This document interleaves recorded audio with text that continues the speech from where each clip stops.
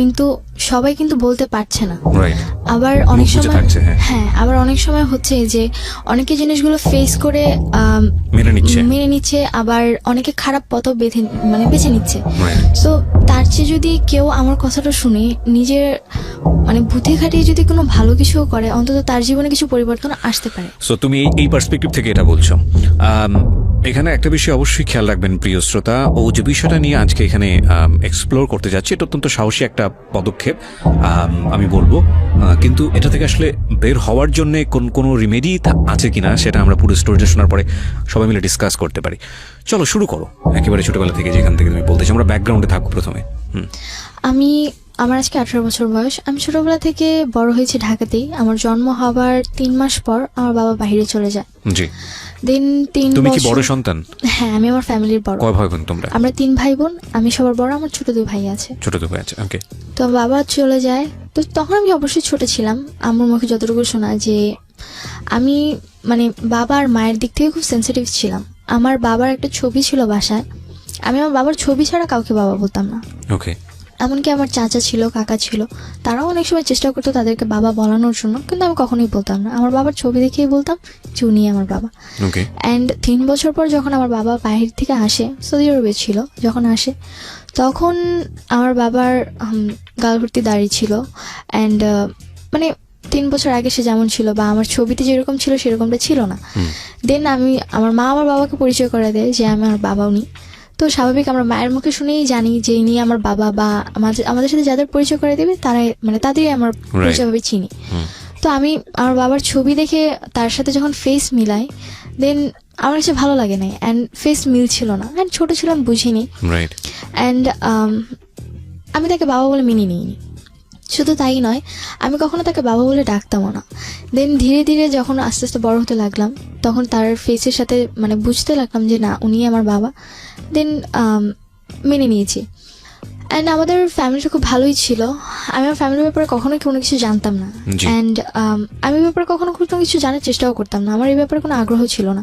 Cause ফ্যামিলিতে সবাই একজন আরেকজনের দায়িত্বে থাকে, কিন্তু তবুও কিন্তু একটা ব্যক্তিগত ব্যাপার বলতে কিছু থাকে। দেন আমাকে ছোটবেলা থেকে আমি প্লে, নার্সারি, কেজি এগুলো আমি আমাদের এলাকার একটি স্কুলে পড়েছি। দেন পরবর্তীতে আমাকে আমার এলাকার বা ডালাতুন নার্সারি স্কুলে ভর্তি করানো হয়েছে। আমি ওখানে পড়াশোনা কন্টিনিউ চালিয়েছি। যখন আমার যখন আমি 7 উঠি, স্বাভাবিক বয়সের খাতিরে মানুষ কিন্তু ভুল করে। তো আমার আব্বু আম্মু আমার সাথে খুব খারাপ আচরণ করে। খারাপ আচরণ করে বলতে কি? খারাপ আচরণ বলতে আমার গায়ে হাত তুলে। কি ছিল ঘটনা? কেন গায়ে হাত তুলে? রিজনটা ছিল যে আমি কেন রিলেশন করছি। কি রিলেশনটা তুমি পড়লে কিভাবে? কি হয়েছে? পড়েছি, আমাকে প্রপোজ করে। ক্লাস 7 এ থাকতে কি প্রপোজ করে? 7 এ থাকতে আমার পাশের বাড়িতে ছিল একজন, ভাড়া থাকতো। তো সে আমাকে যখন প্রপোজ করে, তো আবেগের বশে তাকে আমি যখন একসেপ্ট করি, আমাদের রিলেশনে যখন 14 দিন, তখন ফ্যামিলি জানতে পারে। একটু থামাচ্ছি আমি। সেটা হচ্ছে যে পাশের বাড়িতে যে ছিল, ও কোন ক্লাসে পড়তো? পড়াশোনা করতো না। ও কি তোমার চেয়ে বয়সে অনেক বড় ছিল? হ্যাঁ, বড় ছিল বয়সে। পড়াশোনা আরো 2-3 বছর আগে ছেড়ে দিয়েছে। আচ্ছা। অ্যান্ড জব করতো। তোমার চেয়ে বয়সে অনেক বেশি বড় ছিল। আচ্ছা, সে তোমাকে প্রপোজ করে? হ্যাঁ। আচ্ছা। তো যখন আমি একসেপ্ট করি, আব্বু আম্মু আমাকে তেমন কিছু বলেনি। জাস্ট তোমার আব্বু আম্মু জানলো কিভাবে বিষয়টা? আব্বু আম্মু জানতে পেরেছে আমি আব্বুর ফোন দিয়ে কথা বলছিলাম। আচ্ছা। দেন আব্বুর ফোনে নাম্বারটা ছিল। অ্যান্ড রাতের বেলা সে চাচ্ছিল যে আমার সাথে দেখা করবে। আচ্ছা। এন্ড আমার মনে খুব ভয় ছিল, তো আমি ফোনটা সাইলেন্ট করে আমার বালিশের নিচে রেখে ঘুমিয়ে পড়েছিলাম।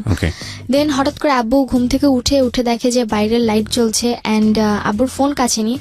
যখন সে আমার বালিশের নিচে ফোনটা দেখে, রিসিভ করে ফোন, তো আমি ওখান থেকে, আব্বু কোনো কথা বলে না, কিন্তু অপর সাইড থেকে কথা আসে যে তুমি আমার সাথে দেখা করবে, আর তা নাহলে তোমার সাথে আমার ব্রেকআপ। ওকে, এই ধরনের কথা আসে? হ্যাঁ। ওকে। তো পরে এই কথাটা শোনার পর আব্বু খুব রেগে যায়। অ্যান্ড আমাকে ওই দিন খুব মারে। অ্যান্ড আমার পড়াশোনাও অফ করে দিতে চেয়েছিল, কিন্তু আম্মু কোনোভাবে হয়তো বা আমার পড়াশোনা। বাবা এর আগে কি তোমার কখনো গায়ে হাত তুলেছে? না, ওই ফার্স্ট টাইম। তোমাকে কিভাবে বাবা, এগুলো খেয়াল করবেন কারণ this is a very important thing. বাবা তোমার কাছে অনেক প্রিয় এবং অনেক রেসপেক্টেড একটা জায়গায় ছিল কি? ওকে। সো তোমাকে বাবা ওই ঘটনা জানার পরে তোমাকে বাবা কি করেছে? আমাকে প্রথমে 2-3টা থাপ্পড় মারে। জিজ্ঞেস করেনি যে কি হয়েছে ঘটনাটা? আমাকে জিজ্ঞেস করেছিল, দেন আমাকে বলার কোনো স্কোপ দেয়নি। আমি কিছু বলার আগে উনি আমাকে মারতে শুরু করে। এন্ড তোমার ওই সময় ফিলটা কি ছিল যে যখন এরকম একটা ঘটনা, তোমার ক্লাস 7 এ বয়স খুব বেশি হলে 12 থেকে 13, তোমার বাবা এটা জেনে গেছে এবং তুমি তো নিজে থেকেই ভয় পাওয়ার কথা? হ্যাঁ, আমি খুব ভয় পেয়ে গিয়েছিলাম। এন্ড আমি বলছিলাম যে আব্বু আমার কথাটা শোনো, আমি সরি যে আমি ভুল করছি, অন্তত আমার কথাটা শোনো। তারপরে তার একটাই কথা ছিল, কেন তুমি ফোন ধরবা আর কেন বা তুমি কথা বলবা। ওকে। এন্ড যে ঘরে যে মাটি খোঁড়ার জন্য শাপলগুলো থাকে, আমরা যেগুলোকে বলে থাকি, তো আব্বু আমাকে ওইটাতে অনেকক্ষণ মারে এন্ড আমার হাত পা কেটে যায়। তো শাবল দিয়ে মারে তোমাকে? হ্যাঁ, আর ওটা মানে রড জাতীয় ছিল, যার কারণে হাত পা কেটে গিয়েছিল। দেন পরবর্তীতে আম্মু জিনিসটা হয়তোবা তার কাছে খুব খারাপ লেগেছিল, তো এই কারণে আম্মু পরে আব্বুকে আটকায়, পরে আমাকে আর কিছু বলে না। দেন তারপর থেকে আব্বুর সাথে আমার কথা বলা সবকিছু কমে যায়। কজ আমার একটা জিনিসই মানে মনে হচ্ছিল যে আমার কথাটা কেন সে শুনলো না। তোমার ভিতরে কি মানে ভয় কাজ করে নাকি রাগ কাজ করে? কোনটা? ভয় রাগ দুটোই। ওকে। তারপরে দেন পরবর্তীতে আমার লাইফে আর তেমন কোনো ঘটনা ঘটেনি। ক্লাস 8-এ আমি জিএসসি পরীক্ষা দেওয়ার পর ওই ছেলেটার সঙ্গে সম্পর্ক কি হলো? ওই ছেলের সাথে পরে ব্রেকআপ হয়েছে। ব্রেকআপ কি তোমার থেকে হয়েছে নাকি তোমার আব্বু থেকে হয়েছে? নাকি তোমার আব্বু গিয়ে কোনো স্টেপ নিয়েছে ছেলেটাকে? আব্বু গিয়ে স্টেপ নিয়েছিল বলতে আমাকে তারপর প্রতিদিনে আব্বু স্কুলে দিয়ে আসতো, নিয়ে আসতো। আচ্ছা। এন্ড পরবর্তীতে ছেলেটা আমাকে জাস্ট একটাই কোশ্চেন করেছিল যে রিলেশনে কি তুমি কন্টিনিউ করবা নাকি করবা না। তোমার ফ্যামিলিতে এত বড় ঘটনা ঘটে গেছে কিছু জানতো না? সে কিছু জানতো না। আচ্ছা। তো পরে আমি বলেছি যে না, আমার পক্ষে সম্পূর্ণ কন্টিনিউ রাখা, কজ আমি অলরেডি আমার আব্বু আমাকে অনেক কষ্ট দিয়েছে। আমার কথাটা ছিল এরকম। পরে সে বলে যে ওকে ঠিক আছে। তো তারপর তার সাথে আমার কোনো কন্ট্যাক্ট হয়নি। অবশ্য তার নাম্বারটা আমার মুখস্থ ছিল না, আমি কার্ড থেকে তার নাম্বার অলওয়েজ তুলতাম, আর কার্ডটা পরবর্তীতে আব্বু আমার ব্যাগ থেকে ফেলে দেয়, যার কারণে আমার পরবর্তীতে আর কোনো কথা হয়নি। তো ক্লাস 8-এ জিএসসি এক্সাম সময় বাবা ছিল। দেন জিএসসি এক্সাম শেষ ডিসেম্বর 1 তারিখে বাবা কাতার চলে যায়। আচ্ছা। এন্ড তারপরে আব্বু যে আবার 1 মাস পর আম্মু আমার হাতে একটা ফোন ধরিয়ে দেয়। সেটা হচ্ছে নোকিয়া ফোন, টাচ ফোন ছিল, মানে নতুন মডেল যেটা বের হয়েছিল। তো পরে নতুন ফোন ছিল, অনেক খুশি ছিলাম আমি। তো আমি বুঝতাম না তখন যে কি হচ্ছিল। তো রাতে আমি এফএম শুনতাম বা ফোনে ফেসবুক ইউজ করতাম। তখন আম্মু দেখতাম রাতের পর রাত জেগে কথা বলে। তো তোমাকে ফোন দিল, এটা কি তুমি চেয়েছিলে নাকি এমনিতেই তোমাকে দিল? নিজে থেকেই তারা দিয়েছিল। নিজে থেকেই দিল? হ্যাঁ, যে তুমি এটা ইউজ করো। হ্যাঁ, এটা আমাকে ইউজ করো, কাজ আম্মু অনেক সময় বাইরে যেত, বাসায় কন্ট্যাক্ট করতে হতো, এই কারণে সে আমাকে ফোনটা দিয়েছিল। ওকে। তুমি কি এটা স্কুলে নিয়ে যেতে পারতে? না, স্কুলে আমাদের অ্যালাউ ছিল না। ওকে। তো পরবর্তীতে আম্মু রাতে জেগে কথা বলতো। তো আমি ভাবতাম হয়তো বা যদি আব্বুর সাথে কথা বলে, কারণ আব্বু তখন নতুন বাইরে গিয়েছে। তো পরবর্তীতে জানতে পারলাম যে আব্বুর ফোন ছিল না, বাইরে যখন যায় তখন তার কাছে ফোন ছিল না, এন্ড সে আরেকজনের ফোন নিয়ে আম্মুর সাথে 2-1 মিনিট করে কথা বলতো। তো পরবর্তীতে আমি আম্মুকে কোশ্চেন করলাম যে তুমি কার সাথে কথা বলো। পরে আম্মু বললো যে আমার এক রিলেটিভের সাথে কথা বলি। আর কথাটা হচ্ছে যে আম্মুর বিয়ের আগে, আম্মুর বিয়ে হয়েছিল 18 বছর, আই মিন এসএসসি এক্সামের আগে। তো তার আগে তার একটা রিলেশন ছিল। দেন রিলেশন ছিল, সে তাকে খুব লাভ করতেন, তাদের মধ্যে খুব ঘনিষ্ঠ সম্পর্ক ছিল। এন্ড যখন আম্মুর ফ্যামিলিটা জানতে পারে, আমাকে একটা বিয়ে দিয়ে দেয়। সেটাই তোমার বাবা ছিল? না, সে ছিল একটা স্কুল মাস্টার ছিল। ওকে। তার সাথে যখন আমার মায়ের বিয়ে দেয়, তারপর 6 মাস সংসার হয়। দেন আম্মু নাকি তার সাথে সংসার করতে চায়নি, যার কারণে সেখান থেকে আম্মু চলে আসে। পরবর্তীতে তাদের ডিভোর্স করিয়ে দেওয়া হয়। এন্ড তার 3 মাস পর আমার আব্বুর সাথে বিয়ে হয়। এটা কি তোমার আব্বু আম্মু কি এটা কি অ্যারেঞ্জ ম্যারেজ ছিল নাকি ফ্যামিলি? অ্যারেঞ্জ ম্যারেজ ছিল, দুপক্ষ থেকে অ্যারেঞ্জ ছিল। ওকে। তো আমি এই ব্যাপারগুলো জানতাম না। কোথা থেকে জেনেছো তুমি এটা? আমার একটা ফ্রেন্ড ছিল, আমার আম্মুর আবার বান্ধবী ছিল, তো তার মেয়ে আবার আমার ফ্রেন্ড। এখানে একটু মাফ করবেন প্রিয় শ্রোতা, আজকে আমি প্রচুর ইন্টারাপ্ট করবো। সাধারণত আমি গল্পে কখনো ইন্টারাপ্ট করি না, মানে সচেতনভাবেই পুরো গল্পটা শুনে যাই এবং লাস্টে গিয়ে কথা বলি। কিন্তু আজকে ইন্টারাপ্ট করার বিশেষ কারণ আছে, কারণ আমি চাই গল্পের ভেতরটা, ব্যাকগ্রাউন্ডটা খুব চমৎকারভাবে উঠে আসুক। নইলে সামনে আমরা যে সিচুয়েশনটা ফেস করতে যাচ্ছি সেটার অনেক প্রশ্নের উত্তরই মিলবে না। কজ আমরা যে ব্যাকগ্রাউন্ডটা আপনারা আছেন, এই ব্যাকগ্রাউন্ডটা খুব ভালো করে শুনবেন, প্রত্যেকটা বিষয় খুব ভালো করে শুনবেন। অলরেডি আমরা 2টো ঘটনার মুখোমুখি হয়েছি। নাম্বার 1, সেটা হচ্ছে ক্লাস 7-এ থাকতে ওকে যেভাবে একটা ঘটনার প্রেক্ষাপট ওকে যেভাবে টর্চার করা হলো, সেটাও খুব ভালোভাবে নিতে পারেনি, যদিও বিষয়টা পরবর্তীতে মিনিমাইজ হয়ে গেছে, কিন্তু সাবসিকুয়েন্ট মাইন্ডে বিষয়টা থাকার কথা। 2 নাম্বার হলো ও ফোন না চাইতে ওকে ফোন দেওয়া হয়েছে, যেটা ওর ভাষ্য। আর আরেকটি বিষয় খেয়াল রাখবেন, এখানে ও যেটা বলছে সেটাই যে স্পষ্টভাবে সবকিছু সত্য সেটা নয়, তবে সেটাকে বিশ্বাসযোগ্য জায়গায় নিয়ে যাওয়ার জন্যই আমাদের এত বেশি প্রশ্ন। হ্যাঁ, তো এই বিষয়টা তুমি কবে জেনেছো? জেনেছি আমার বাবা যাওয়ার 1 মাস কি 1.5 মাস পর। 1 মাস কি 1.5 মাস পর জানার পরে তুমি তোমার মাকে এটা জিজ্ঞেস করেছো? হ্যাঁ। আচ্ছা, তো আমি যখন আমার ফ্রেন্ডের আমার মুখ থেকে কথাটা শুনি, আমি মানে অবাক হয়ে যাই যে how is that possible. And আমি ছোটবেলা থেকেই বিয়ে করা বা একজনের সাথে ফিজিক্যাল করা বা আরেকজনের সাথে করা, এই জিনিসগুলো আমার খুব অপছন্দনীয় ছিল। আমি এগুলো কখনোই পছন্দ করতাম না। তো পরবর্তীতে আমার মানে খুব খারাপ লাগে যে আমি এমন একটা মায়ের মেয়ে। তবুও মানে এটা মনে হয়েছিল যে না, এখন হয়তো বা আমার মা খুব ভালো হয়ে গেছে বা সে হ্যাপি আছে আমার বাবাকে তুমি নিয়ে। কি করলে জানার পরে? জানার পর আমি বাসায় আসছি, সেদিন আমি আম্মুকে কিছুই বলি না। পরের দিনটা ছিল ফ্রাইডে। তো আমার স্কুল অফ ছিল। আমি ঘুম থেকে উঠছি ওই দিন 10টার দিকে। অ্যান্ড উঠার পর আমার মানে মন মানসিকতা ভালো ছিল না। অ্যান্ড আম্মু আমাকে বকাবকি করতেছিল যে কেন তুমি এত লেট করে ঘুম থেকে উঠছো, আর এত লেট করে কেউ ঘুম থেকে উঠে পড়াশোনা করো না, শুধু বাইরে আড্ডা মারো, আবার ফোন নিয়ে সারাক্ষণ টিপাটিপি করতে থাকো, কেন তুমি এগুলো করছো? তো পরবর্তীতে আমি আম্মুকে কোশ্চেন করলাম যে একটা সময় তো তুমি এগুলো করছো। আমার কথাটা ফার্স্টে এরকম ছিল, ফার্স্ট ছিল যে একটা সময় তুমি তুমি এরকম এরকম করেছো। করেছো। Note that point please. হ্যাঁ, অ্যান্ড পরবর্তীতে আম্মু বলল যে আমি এগুলো করেছি মানে। তো আম্মু তখন রুটি বানাচ্ছিল, হাতে বেলুন ছিল। পরে আমি বললাম যে কেন তুমি করনি, তোমার আগে একটা রিলেশন ছিল, অ্যান্ড পরবর্তীতে জানলাম যে তোমার আরো নাকি আরেকটা বিয়েও ছিল। তো আমি তোমার মেয়ে, আমি তোমার সাথে যেমন সবকিছু শেয়ার করি, তোমার উচিত আমার সাথে সবকিছু শেয়ার করা, কারণ আমরা বন্ধু। পরে আম্মু আমাকে মানে হয়তো তার মাথা বেশি গরম হয়ে গিয়েছিল, কথা বলার ধরনটা হয়তো আমার ভালো ছিল না, তাই কারণে উনি আমাকে বেলুন দিয়ে 2টা বাড়ি মারে। And ওই সময়? হ্যাঁ, অ্যান্ড তখন আমার মাথা আরো বেশি গরম হয়েছে যে আমি অলরেডি জেনেছি অন্য কারোর কাছ থেকে, তোমাকে জিজ্ঞাসা করছি, তুমি আমাকে সুন্দরভাবে অ্যান্সার না দিয়ে তুমি আমার গায়ে হাত তুলছো কেন? তো আমি পরবর্তীতে আমার সাথে অনেক তর্ক করি, আমি আর কোনো কথা বলি না। তোমাকে একটু থামাচ্ছি। 2টো পয়েন্ট আমরা গিয়েছি এবং 2টো পয়েন্টই খুব সেন্সিটিভ পয়েন্ট। আমি কারণ গল্পটা যখন সামনের দিকে চলে যাবে তখন আপনারা এগুলো ভুলে যাবেন। আমি 2টো পয়েন্টে একটু 2 মিনিট কথা বলতে চাই। নাম্বার 1, যখন ওকে গায়ে হাত তোলা হলো ক্লাস 7 অবস্থায়, ওর একটা সম্পর্কে জড়িয়ে যাওয়া, এবং এই সময় ওর কিন্তু ভালো মন্দ বোঝার বয়স না। এই বিষয়টা প্যারেন্টসদের খুবই সেন্সিটিভলি ডিল করা উচিত। কেন ডিল করা উচিত? ওর লাইফে একটা সময় সম্পর্ক আসবে, সেটা খুব স্বাভাবিকভাবেই হবে। ওকে প্রথমেই যদি এই ধরনের একটা ধারণা দিয়ে দেওয়া হয়, তাহলে স্বাভাবিকভাবেই অন্য কোনো যখন পরিণত বয়সে একটা সম্পর্ক আসার কথা, তখন ওর মাথার মধ্যে কিন্তু এই জিনিসটা কাজ করবে, যেটা খুব খারাপ জিনিস, এবং ওইটা তো স্বাভাবিক হতে পারবে না। এটা একটা। আরেকটা বিষয় যেটা, যে এতে হিতে বিপরীত হতে পারে। মানে ওর গায়ে যেভাবে হাত তোলা হয়েছে তাতে করে কিন্তু খুব রাফ ডিসিশন নিয়ে ফেলতে পারে, কারণ বয়সটা খুবই ইয়াং বয়স। তো সেই জায়গাটা থেকে ওকে ডিল করা উচিত ছিল খুব সফটলি, যেটা প্যারেন্টস করেননি। মায়ের ভুলটা দেখেন, ও হ্যাঁ, এটা এখানে ওরও একটা ভুল আছে। সেটা হচ্ছে যে যখন ওর বান্ধবীর মায়ের কাছ থেকে বিষয়টা জানলো, ওর উচিত ছিল মাকে এসে জিজ্ঞেস করা যে মা, এরকম ঘটনা ঘটেছে কিনা। খুব স্বাভাবিকভাবেই একটা সন্তান ওই বয়সে সে ভালো মন্দ বোঝে না, তার খারাপ লাগাটা খুব স্বাভাবিক, কারণ যেহেতু ওর স্বাভাবিকভাবেই এই জিনিসটাকে প্রেজেন্ট করা হয়েছে। কিন্তু ও সেটা করেনি, এবং এর প্রেক্ষাপটে ওর মা এসে যেই ব্যবহারটা করলো সেটা আরও ভয়ানক রকমের ভুল। একটা জিনিস আমরা হয়তো অ্যাকসেপ্ট করে নিলাম, যেহেতু ওর বয়স ছোট এবং ও যেহেতু বিষয়টা বোঝেনি, ও এসে ও মাকে ওইভাবে বলতে পারেনি, সে কারণে সে খুব রাফলি জিনিসটাকে প্রেজেন্ট করেছে। কিন্তু ওর মার উচিত ছিল বিষয়টা ওর কাছ থেকে খুব সুন্দর করে জেনে তারপর ওকে খুব সুন্দর করে বুঝিয়ে দেয়া।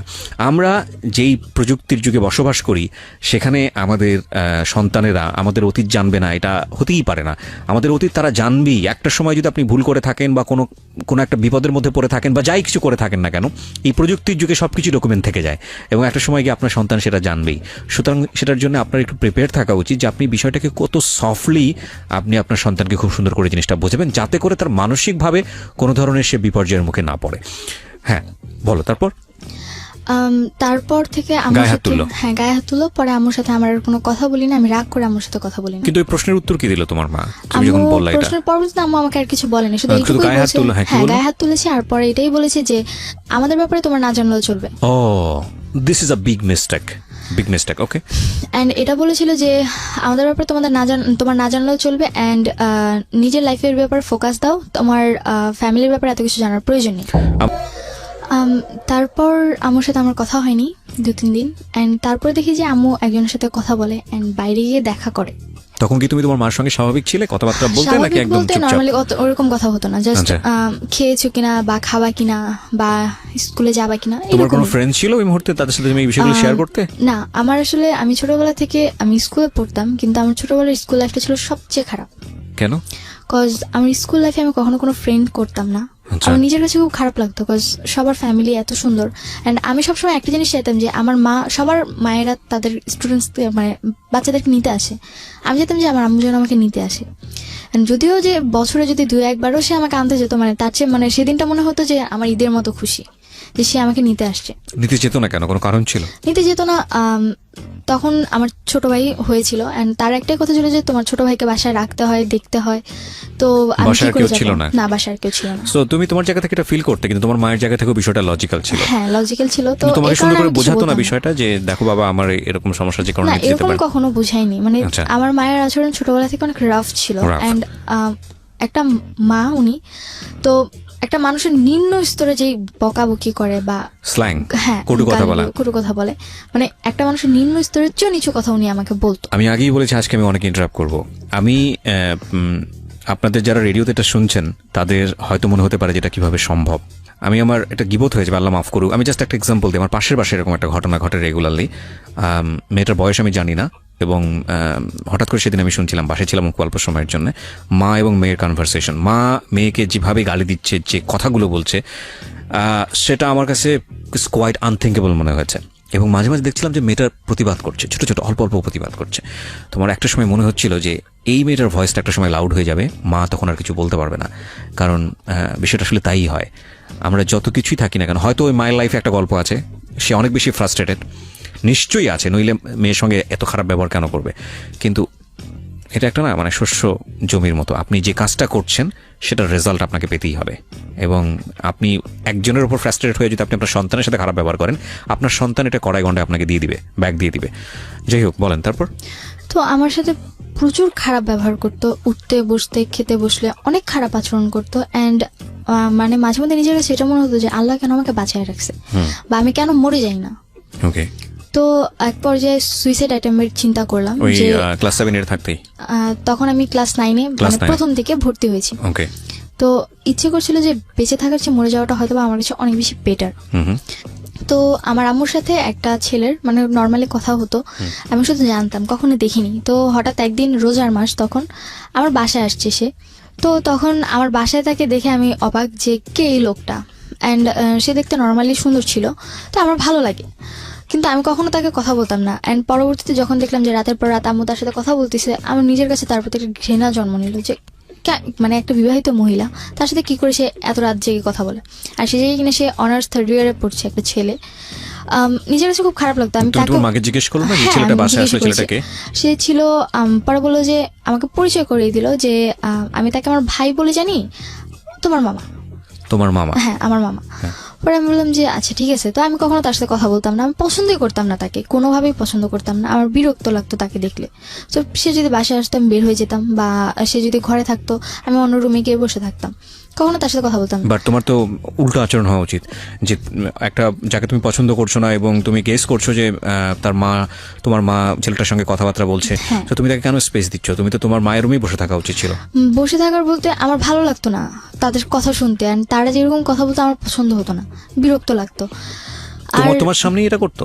হ্যাঁ, আমার সামনে করতো। কি ধরনের পরবর্তীতে কথাবার্তা? চলে যেতাম, মানে তারা একসাথে বসে কথা বলতো, আবার ছেলেটা আমার হাত ধরতো, এগুলো আমার পছন্দ ছিল না। তোমার সামনে এটা করতো? হ্যাঁ, আমার সামনে এটা করতো। তোমাকে অ্যাভয়েড করতো? তুমি এগুলো পছন্দ করতে না? অ্যাভয়েড বলতে যখন একটু বেশি মানে গভীর হয়ে যেত তখন আমাকে বলতো যে একটু বাইরে যাও, দেখো তোমার ভাই কোথায় আছে। ছি ছি ছি ছি। তো পরবর্তীতে এর মধ্যে আমার ছোট ভাই জন্ম নেয়, একদম একটা ছোট। মিনিট, একটু থামাচ্ছি, সরি। সেটা হচ্ছে যে যখন এই জিনিসটা হতো, তুমি তো একটা গেস করতে যেটা এটা this is a bad thing. হ্যাঁ, bad তো thing।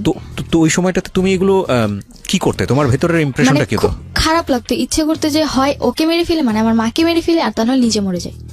মানে এতটা খারাপ লাগতো, মানে খুব গিল্টি ফিল হতো নিজের মধ্যে। তো এর মধ্যে মানে যখন এই জিনিসগুলো দেখতাম, তার মধ্যে হঠাৎ করে একদিন রাতে দেখি যে আমার বাসায় কেউ একজন আসছে। আমি Okay. আমার রুমে শুয়েছিলাম, আমার বাসায় কেউ একজন আসছে।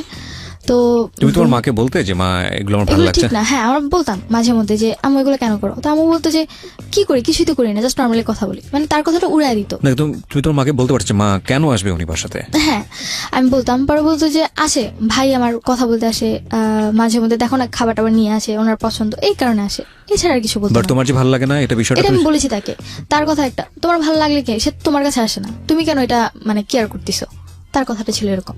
আমি কেন কেয়ার করতেছি, সে তো আমার কাছে আসতেছে না, আসতেছে তার কাছে, তার ভালো লাগছে। তোমাদের সে আসছে। বাসাটার আশেপাশে কোনো লোকজন ছিল না? আসলে আমাদের বাসার আশেপাশে যে লোকজন ছিল মানে তারা তাদের মতো বিজি। পাশে একজন হিন্দুদের ফ্যামিলি আছে। ফ্ল্যাট এটা? হ্যাঁ, Okay. তো সে তার মতো থাকতো, আর আমাদের ডান পাশে যারা থাকতো তারাও তাদের মতো বিজি থাকতো, মানে তাদের আচরণটা অনেক খারাপ ছিল, যার কারণে তাদের সাথে কেউ মিশতে পারতো না। মানে এই বিষয়টা কিরকম ছিল যে তোমাদের সঙ্গে তাদের কোনো সম্পর্ক না ছিল না, না? সম্পর্ক ছিল না। ওকে। আর আমাদের আশেপাশে যারাই আসছিল নতুন নতুন আসছিল, তো নতুন নতুন তাদের কারোর তোমার সাথে সঙ্গে তোমার বাবার সম্পর্ক কেমন ছিল? প্রথমে খুব ভালো ছিল, অ্যান্ড 7 এর তো আমি কাহিনীটার যে পর সময়ের গল্পে আছে ওই সময় কেমন ছিল? ওই সময় অতটা ভালো ছিল না, মানে সে আমার সাথে কথা বলতো না বেশি। বাবাও তোমার সাথে কথা বলতো না, না? কথা বলতো না, জাস্ট কেমন আছো ভালো আছো শেষ। ওই বাবা তোমার একটু। সঙ্গে কথা বলতো না কেন? কথা বলতো না, সে বলতো আমি খারাপ হয়ে গেছি, ঘোরাফেরা করি, ফোন ইউজ করি, ফেসবুক চালাই, আর তাদের আমার ফ্যামিলির কাছে ফেসবুক ইউটিউব জিনিসটা ছিল সবচেয়ে খারাপ। ফোন তো তারাই দিয়েছে। হ্যাঁ, তারাই দিয়েছে। অ্যান্ড তারা বলতো যে কেন ফোন দিয়েছি, গান শুনো, নর্মালি ফ্রেন্ডসদের সাথে যদি কথা বলা হয় 2-1 মিনিট কথা বলো, আর আমাদের খবর না হলে নিব, তুমি কেন ফেসবুক ইউজ করবে? আচ্ছা। তাদের কাছে ফেসবুক জিনিসটা খুবই খারাপ, মানে তোমার নোংরা আব্বু আমার type-এর কোনো আইডি জিনিস ছিল ফেসবুকে?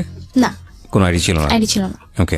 তারা তোমার কাছ থেকে পাসওয়ার্ড বা তারা ফেসবুক কিভাবে ইউজ না, করতে হয় কিছুই এগুলো জানতো? নিত না, মানে তারা ইউজ করতে পারতো না পারতো না। ফেসবুকটা জিনিসটা। ওকে। তো এই কারণে তারা আরো বেশি খারাপভাবে হোস্ট করতে জিনিসটা।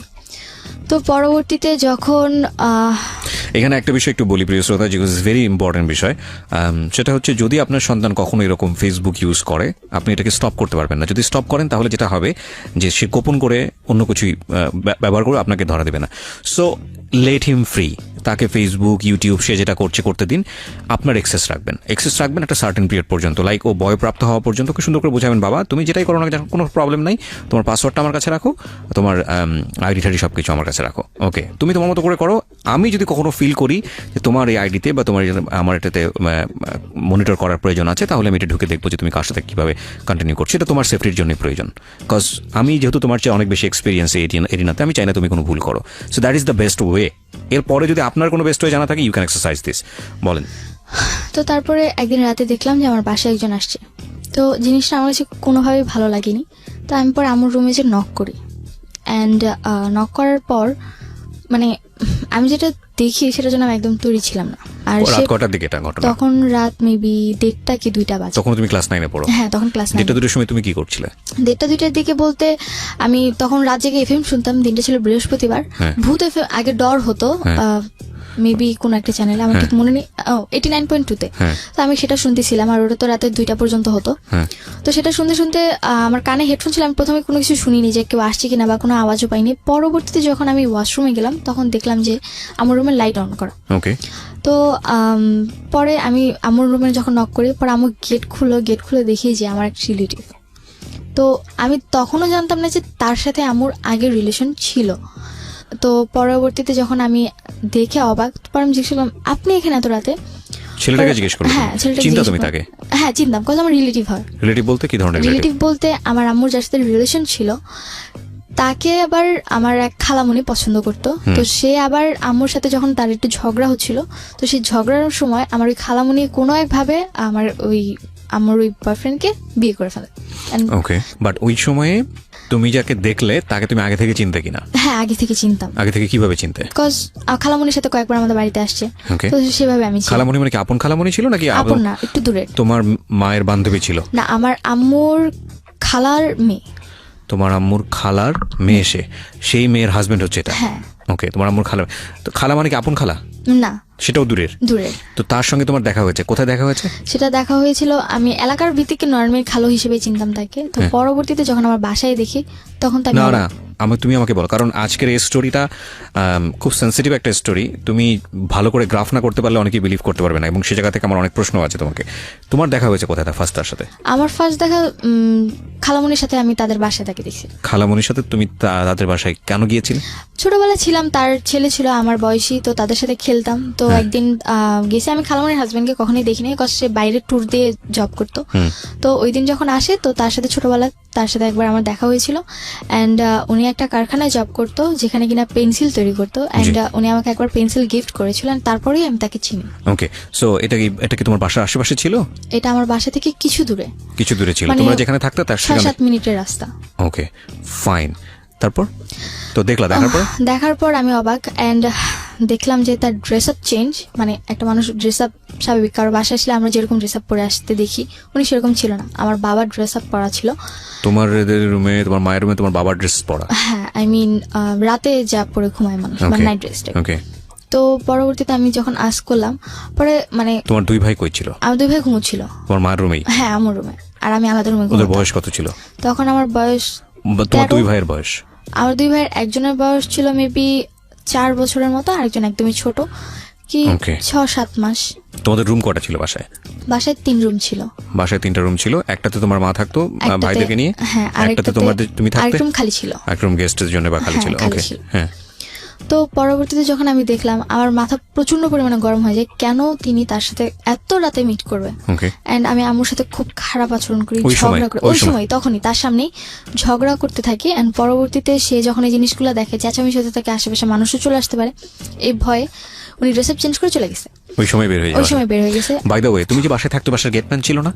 গেটম্যান না, আমাদের বাসার মানে আমাদের বাসাটা ছিল এরকম যে আমার রুম ভিতরে, তারপর একটা মাঝখানে রুম, তারপর আমার রুম, আমি আবার বাইরের রুমে ঘুমাতাম। তোমার কয়তলায় থাকতে? তালা বলতে আমাদের তালা সিস্টেম নেই, মানে একতলাই সবকিছু টিন সেট, মানে তালা সিস্টেম, একতলা উপরে ছাদ, মানে পুরো বাসাটাই ছাদ ঢালাই করা একতলা বাসা। ওকে, বাসায় কোনো গেটম্যান ছিল না? ওকে। তো গেটে তালা দেওয়া সবকিছু আম্মুই করতো। পরে যখন চলে গেছে এন্ড আমার কাছে খুব খারাপ লাগে, এন্ড আমি কেন মানে আমার খালার সাথে, কাদের? আম্মুর নামে লেখা। এটা কি তোমার বাবা বানিয়েছে নাকি তোমার? আমার নানুর জমি ছিল, পরে আম্মুকে দিয়েছে। বাড়িটা তোমাদের? হ্যাঁ, আশেপাশে যে ভাড়া থাকে তাহলে তোমাদের ভাড়াটিয়া দ্বারা? আশেপাশে ভাড়া বলতে বাড়িটা আমাদের, আশেপাশে যারা থাকে তারাও তাদের মতো বাড়ি আনা। ওকে, ফাইন, ঠিক আছে, সিনারিওটা বুঝতে পারছি আমরা। তারপর? হ্যাঁ, তো আমার কাছে খুবই খারাপ লাগে, এন্ড এই জিনিস মানে আমি তার সাথে আমার খালার সাথে কেন খারাপ আচরণ করি, এর জন্য আমার গায়ে হাত তুলে। ওই সময় তখন ওনার সামনেই করে নাকি যাওয়ার পরে? উনি যাওয়ার পরে, হ্যাঁ। তো প্রচুর গায়ে হাত তুলে, আমি সহ্য করতে না পারি লাস্ট মোমেন্টে আমি আমার মুখে ধাক্কা মারি যে তোমার লজ্জা করে না, এত রাতে একটা লোক নিয়ে এসে তুমি থাকতেছো, আবার তুমি আমার গায়ে হাত তুলতেছো। তো আম্মু যে এক ধরনের থাকে, মানে যে ডাল ঘুটটায় যে ইয়াটা থাকে, ডাল ঘুটনি, তো ওইটাতে আমার গায়ে হাত তুলে। এন্ড আমার প্রচুর রাগ হয় যে কেন আমার গায়ে হাত তুলবে। তোমার ভাইরা কোথায় ছিল? আমার ভাইরা ঘুমোচ্ছিল তখনও ঘুমোচ্ছে। হ্যাঁ, তখনও ঘুমোচ্ছিল। তারপর যখন আমার গায়ে হাত তুলে মানে আমি চিৎকার চেঁচামেচি করতেছিলাম, দেন আমার বড় মানে আমার মেঝো যে ভাইটা আছে ও উঠে যায়, উঠে প্রচুর ভয় পেয়ে যায়, এত রাতে কি হচ্ছে। তো ও আবার খাটের কর্নারে চলে যায়, তো ও আবার আমার ছোট ভাইটাকে কোলে নিয়ে সাইডে গিয়ে বসে থাকে। ছোট ছিল, ওকে কোলে নিয়ে বসেছিল সাইডে। এন্ড আমার সাথে খুবই খারাপ আচরণ। এন্ড আম্মু আমাকে মারতে একবার আমার জামা ছিঁড়ে ফেলে। জামা ছিঁড়ে আমাকে ঘর থেকে বের করে দেয়, যে বাড়িতে তোর থাকার দরকার নেই, যে মেয়ে কিনা মাকে বুঝবে না, মার প্রবলেম বুঝবে না, সেই মেয়ের এই বাড়িতে থাকার দরকার নেই, বাসা থেকে বের হয়েছে। একদিকে আমার জামা ছিঁড়ে গেছে, খুবই খারাপ অবস্থা। আমি এত রাতে কি করে আমাকে বাসা থেকে বের করে দেয়, আমার আরো খারাপ লাগে। আমি বাইরে কান্না করতে থাকি। পরে 6টার দিকে ভোর, তখন আমাকে ঘরে ঢুকায়। কটার সময় বের করতে তোমাকে? আমাকে বের করে দেয় তখন মেবি 2:30 বাজে, 2:30 কি 3টার দিকে। ওই 3টার সময় বের করে দিলে তুমি কোথায় ছিলে? বাইরে, গেটের বাইরে দাঁড়িয়েছিলাম। দাঁড়িয়েছিলে মানে 3 ঘন্টা তুমি ওখানে দাঁড়িয়েছিলে? হ্যাঁ, ওখানে দাঁড়িয়েছিলাম। এন্ড এর মধ্যে আশেপাশে কোনো লোকজন ছিল না? আশেপাশে ভোরবেলা এত রাতে তো কেউ থাকে না। তো আমি বাইরে আমাদের যে পিড়াটা ছিল ওখানে বসেছিলাম আমি। তো আম্মু সারা রাত আমাকে মানে কোনো কথাও বলে না, এন্ড রুমের ভিতরে থাকে। পরে আমাকে 6টার দিকে ঘরে ঢুকায়। ঘরে ঢুকানোর পর আমি আম্মুর সাথে আর কোনো কথাই বলি না, একদমই কোনো কথা বলি না, আমি আমার রুমে চলে যাই। তো can you imagine the situation? Who is right, who is wrong? That is not my point. Point is, বাসায় এরকম একটা ঘটনা ঘটেছে, আমি মেয়েটার কথা চিন্তা করছি, আমি বলছি না তার মা রাইট অর রং, আপনারা আপনাদের জায়গা থেকে চিন্তা করবেন। এই মেয়েটা 3টা পর্যন্ত ক্লাস 9-এ পড়ুয়া একটা মেয়ে, যখন অ্যাডোলেসেন্স পিরিয়ড চলে একটা মানুষের, অ্যাডোলেসেন্স পিরিয়ড একটু মারাত্মক বয়সন্ধিকাল, খুবই সেন্সিটিভ একটা টাইম ব্যক্তিত্ব বিকাশের জন্য।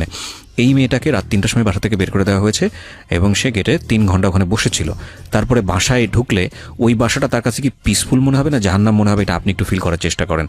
ওকে, তারপর যখন ঘরে ঢুকি, তো আমি আম্মুর সাথে আর কোনো কথা বলি না। তো পরের দিন আম্মু সকালবেলা মানে নাস্তা বানায়, খাওয়া দাওয়া করে চলে যায়, মানে আম্মুর রুমে তালা মেরে চলে যায়। তো আমি ঘুম থেকে উঠি 11টার দিকে, উঠে দেখি যে আম্মুর রুম তালা মারা। এন্ড আমি আমার রুমে, আমার জামা কিন্তু অলরেডি ছিঁড়ে আছে, এন্ড চেঞ্জও করতে পারিনি আমি। আম্মু আমাকে গেট খুলে দিয়েছে। হ্যাঁ, স্কুল ছিল, স্কুলে যাওয়া হয়নি। তো আমার চেঞ্জ করতে আমি আমার রুমেও যেতে পারিনি। আমার রুমে আমার ড্রেস আপ যা ছিল, তো আমি আমার রুমে জাস্ট শুয়েছিলাম। কি করব কিছু বুঝতে পারতেছিলাম না। তার উপর রাতে এত কাহিনী গেছে, খুব ক্ষুধাও লাগছে আমার তখন। তো তখন এই জিনিস মানে কান্না করতেছিলাম, চিন্তা করতেছিলাম যে কেন আমি এই ফ্যামিলিতে জন্ম নিয়েছি, আমি কেন মরে যাই না। তো পরবর্তীতে আম্মুর সাথে যে কথা বলতো, তা আম্মু তাকে নিয়ে আমার বাসায় আসে। ওই যে ছেলেটার সঙ্গে কথা বলতো, সেই ছেলেটা তোমাদের বাসায়, ছেলেটার নাম কি ছিল? ওই ছেলেটার নাম ছিল রাসেল। ওকে। তো ছেলেটার নাম ছিল রাসেল। অ্যান্ড ও আম্মুর সাথে বাসায় আসে। অ্যান্ড আসার পর পরবর্তীতে যখন আম্মু তাকে সবকিছু বলে, অ্যান্ড বলার পর আমার ছোট 2 ভাইকে আমার নানু বাসায় রেখে আম্মু তাকে নিয়ে আমার বাসায় আসে। ওকে। অ্যান্ড আসার পর তাকে বলে যে তুমি যা মেয়েকে বুঝাও। রাসেলকে বলে হ্যাঁ তোমাকে বোঝানোর আমাকে জন্য? নিয়ে মেয়েকে বুঝাও। তো আমি তো নর্মালি তাকে দেখতে পারতাম না, সহ্য করতে পারতাম না, বিরক্ত লাগতো তার আমার প্রতি। তো তারপর সে বলে যে কি হয়েছে তোমার, কেন তুমি আমার সাথে এরকম খারাপ আচরণ করতেছো। সে আমার রুমে আসার আগে একটা ড্রেস নিয়ে আসে, তো আমি পরে চেঞ্জ করি, তারপর তার সাথে কথা বলি। অ্যান্ড সে আমাকে এমন কিছু জিনিস বোঝায় যে না, তারপর থেকে তার সাথে আমার একটু ভালো লাগা শুরু। তুমি ড্রেস চেঞ্জ করো মানে তার সামনে তুমি ড্রেস চেঞ্জ না না, করো? তার সামনে করিনি, সে আমাকে দরজার ফাঁক দিয়ে ড্রেস দিচ্ছে, আমি নিয়ে চেঞ্জ করেছি, তারপর তার সাথে কথা বলেছি। ওকে, মানে তোমার অবস্থা এমন ছিল যে তুমি তোমার ড্রেসটা এমন ভাবে ছিঁড়েছিল যে তোটা মানুষের সামনে হ্যাঁ, যাওয়ার মানুষের মতো না। সামনে যেতে পারবো না। ওকে, তো পরবর্তীতে আম্মু মেবি তাকে অনেক কিছু সে বলেছে। এসে তো কি বলে? সে এসে বলে যে দেখো মানুষের লাইফে অনেক ভুল হয়ে থাকে, অ্যান্ড তুমি কিছু মনে করো না, তোমার আম্মু যা করছে করছে, ভুলে যাও, আর এরপর থেকে কখনো করবে না, আর তুমি তোমার আম্মুর সাথে নর্মাল হয়ে যাও। ওকে, মানে সে অ্যাপোলজি করে তোমার আম্মুর প্রেক্ষাপটে? হ্যাঁ। তো পরে আমি বললাম যে সে কেন এগুলো করতেছে, আমার তো ভালো লাগে না, অ্যান্ড আমি তো পড়াশোনা করতেছি, সে কেন এগুলো বুঝে না, and আমিও তো খারাপ হয়ে যেতে পারি তার এই জিনিসগুলো দেখে।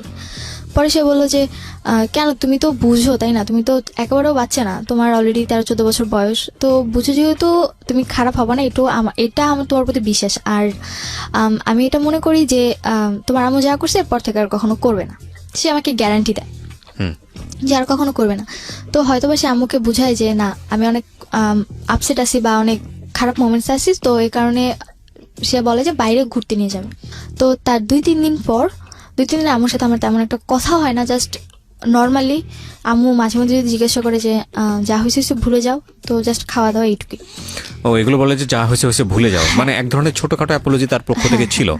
ওকে, এবং তুমি বুঝতে পারছিলে যে মা খুব খারাপ একটা কাজ করেছে? হ্যাঁ, কাজ করেছে, আর যেহেতু সে বলেছে ভুলে যাও, তো আমি ভাবলাম যে হয়তো বা ভুলে যাওয়াটাই বেটার, এই জিনিসগুলো যত বড় করবো আরো বড় হবে। তো তারপরে তুমি এই রাসেল ছেলেটাকেও তো তুমি বলতে পারতে যে তুমি রাসেল ছেলেটার সঙ্গে মেশা বন্ধ করে দাও। হ্যাঁ, আমি তাকে মানে তার সাথে আমার এরকম কোনো কথা হতো না। আচ্ছা, আমি মানে বলতাম মার না, সঙ্গে তুমি এত খারাপ easy ছিল লাগতো, না? এত ইজি ছিলাম না। তো বাবাকে ওই সময়টাতে কি, ওই ঘটনার পর কি বাবাকে ওই জানা ছিল? ঘটনার পর আমার মায়ের সাথে বাবার কথা হয়, এন্ড আমার মা আমার বাবাকে আমাকে এমন ভাবে উপস্থাপনা করে যে আমি 4-5টা ছেলের সাথে রিলেশন করতেছি, আমি তাদের সাথে ঘুরতে যেতে যাচ্ছি, বাইরে যেতে যাচ্ছি, আমাকে দিচ্ছে না, এই কারণে আমি আম্মুর সাথে খারাপ আচরণ করতেছি, এন্ড তার গায়ে হাত তুলছি। ওকে, আমার বাবার কাছে আমার উপস্থাপনাটা ছিল এরকম। ওকে, এটা তুমি পরবর্তীতে গিয়ে জেনেছো? এটা আমি পরবর্তীতে জেনেছি। ফাইন, আমি স্টেপ বাই স্টেপ যাই। তারপর কি হলো? তো তারপর 2-3 দিন পর আমাকে চিড়িয়াখানা ঘুরতে নিয়ে যায়, এন্ড রাসেল? হ্যাঁ, রাসেল, আমার আম্মু, আমি, আমার ছোট দু ভাই, তো আমরা সবাই মিলে ঘুরতে যাই। এন্ড ওই দিন যাওয়ার পর আমি আমার আম্মুর সাথে অনেকটা ফ্রি হই, যে না, ওই দিন তার আচরণটা অনেক ভালো ছিল, আমার কাছে খুব ভালো লাগে। এন্ড আমি কখনো আমার আম্মুর কান্না সহ্য করি, যাই হোক, আমার আম্মু যদি একবার কান্না করে তারপর আমার আর কিছু দরকার নেই। তো পরে রাসেলের সাথে ঘুরতে যাই, অ্যান্ড ওইখানে দেখি যে রাসেল আমাদের ফুল ফ্যামিলিকে খুব ভালোভাবে হোস্ট করতেছে, আই মিন টেক কেয়ার করতেছে, জিনিসটা আমার কাছে খুব ভালো লাগে। অ্যান্ড আমার টেক কেয়ারটা খুব বেশি এই করতেছে। ধরনের ব্যাপার কি তুমি তোমার বাবার কাছে কখনো পেয়েছো, যে লাইক তোমার বাবা তোমাদের কোথাও নিয়ে যাও? কখনো কোথাও নিয়ে যায় না আমাদেরকে।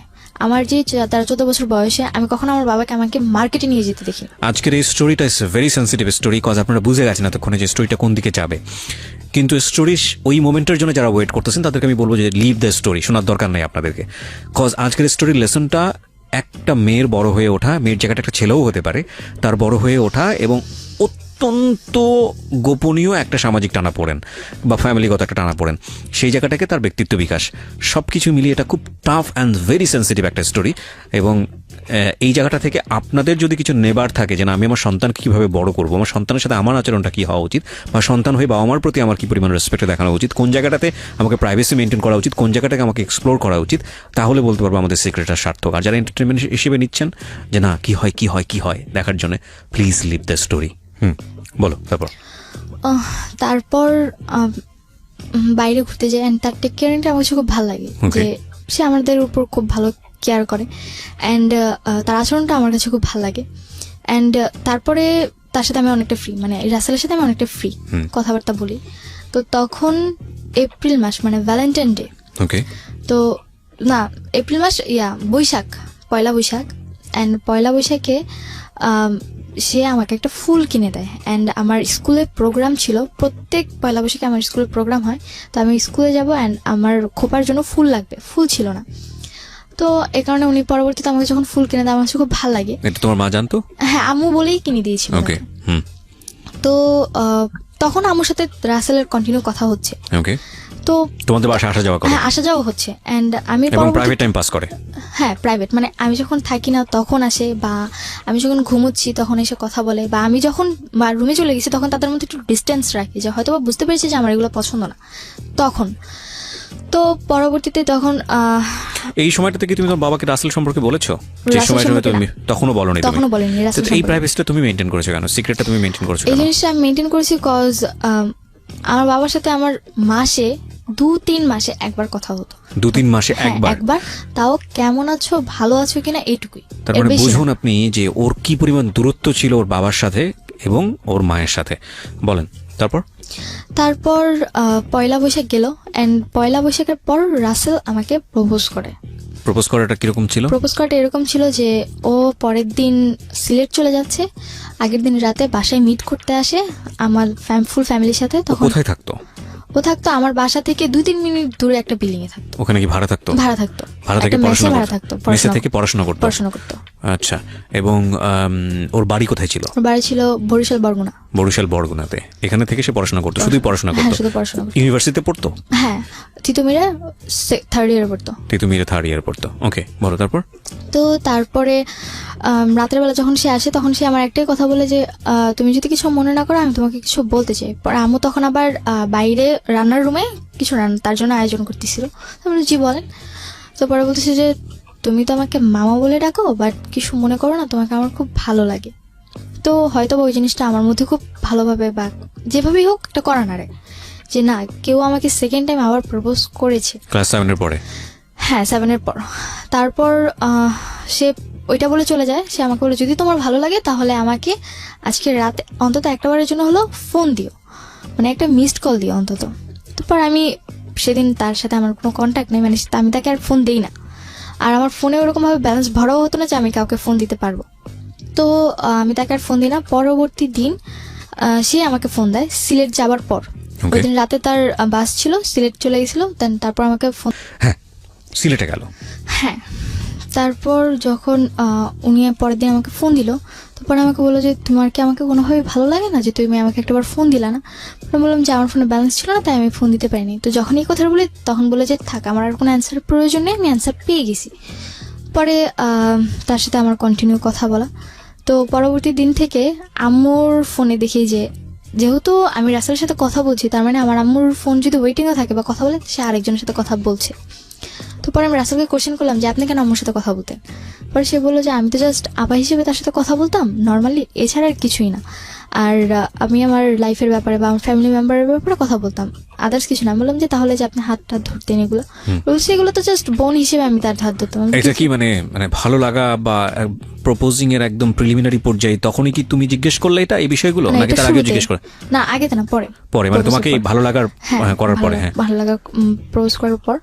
তো যখন এই কথাগুলো বলি তো প্রত্যেকটা কথারই মানে এমন একটা অ্যান্সার ছিল যে না, মানে সে এগুলোর ভিতরে কোনোভাবে ইনভলভ না।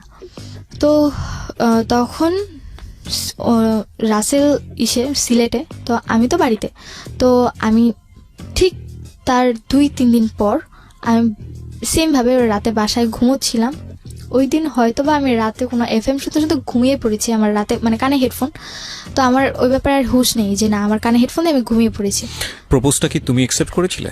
অ্যাকসেপ্ট বলতে আমি জাস্ট বলেছিলাম যে আমি ফোন দিতে পারিনি। তো সে বলেছে আমি আমার অ্যান্সার পেয়ে গেছি। তো এখানে আমাদের মধ্যে কেউই কাউকে আই লাভ ইউ যে জিনিসটা থাকে ওটা কেউই কাউকে বলেনি। বাট তোমার দিক থেকে কি ভালো লাগা শুরু হয়েছিল? হ্যাঁ, তখন শুরু হয়েছিল। এগুলো পয়েন্ট করবেন প্রিয় শ্রোতা। ওকে, তারপর?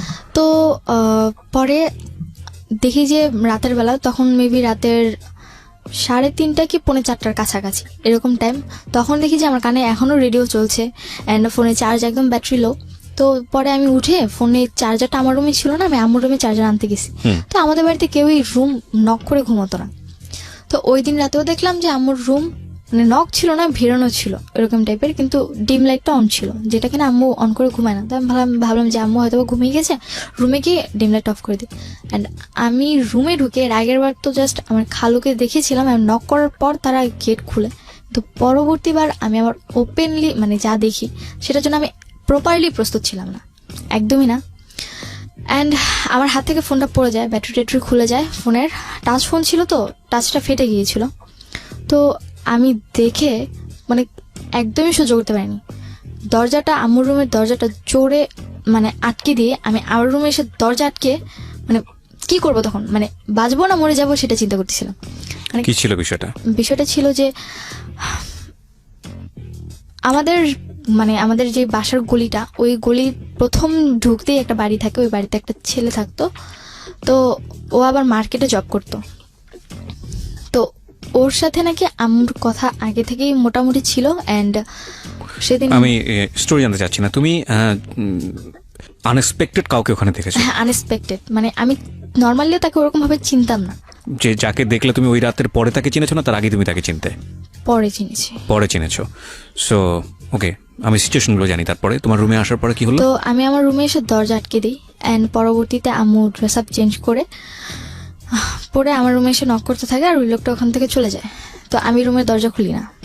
তখন আমি কি করবো, আমার জাস্ট একটাই চিন্তা, যে আমি মানে খুব কান্না করতেছিলাম। আমি চিন্তা করছিলাম যে কেন আমি এখনো এই জিনিসগুলো দেখার জন্য আমাকে তোমাদের বাঁচায় পুরো রাখছে। বাড়িতে কোনো পুরুষ মানুষ থাকতো না? না, কোনো পুরুষ মানুষ থাকতো না। ওকে।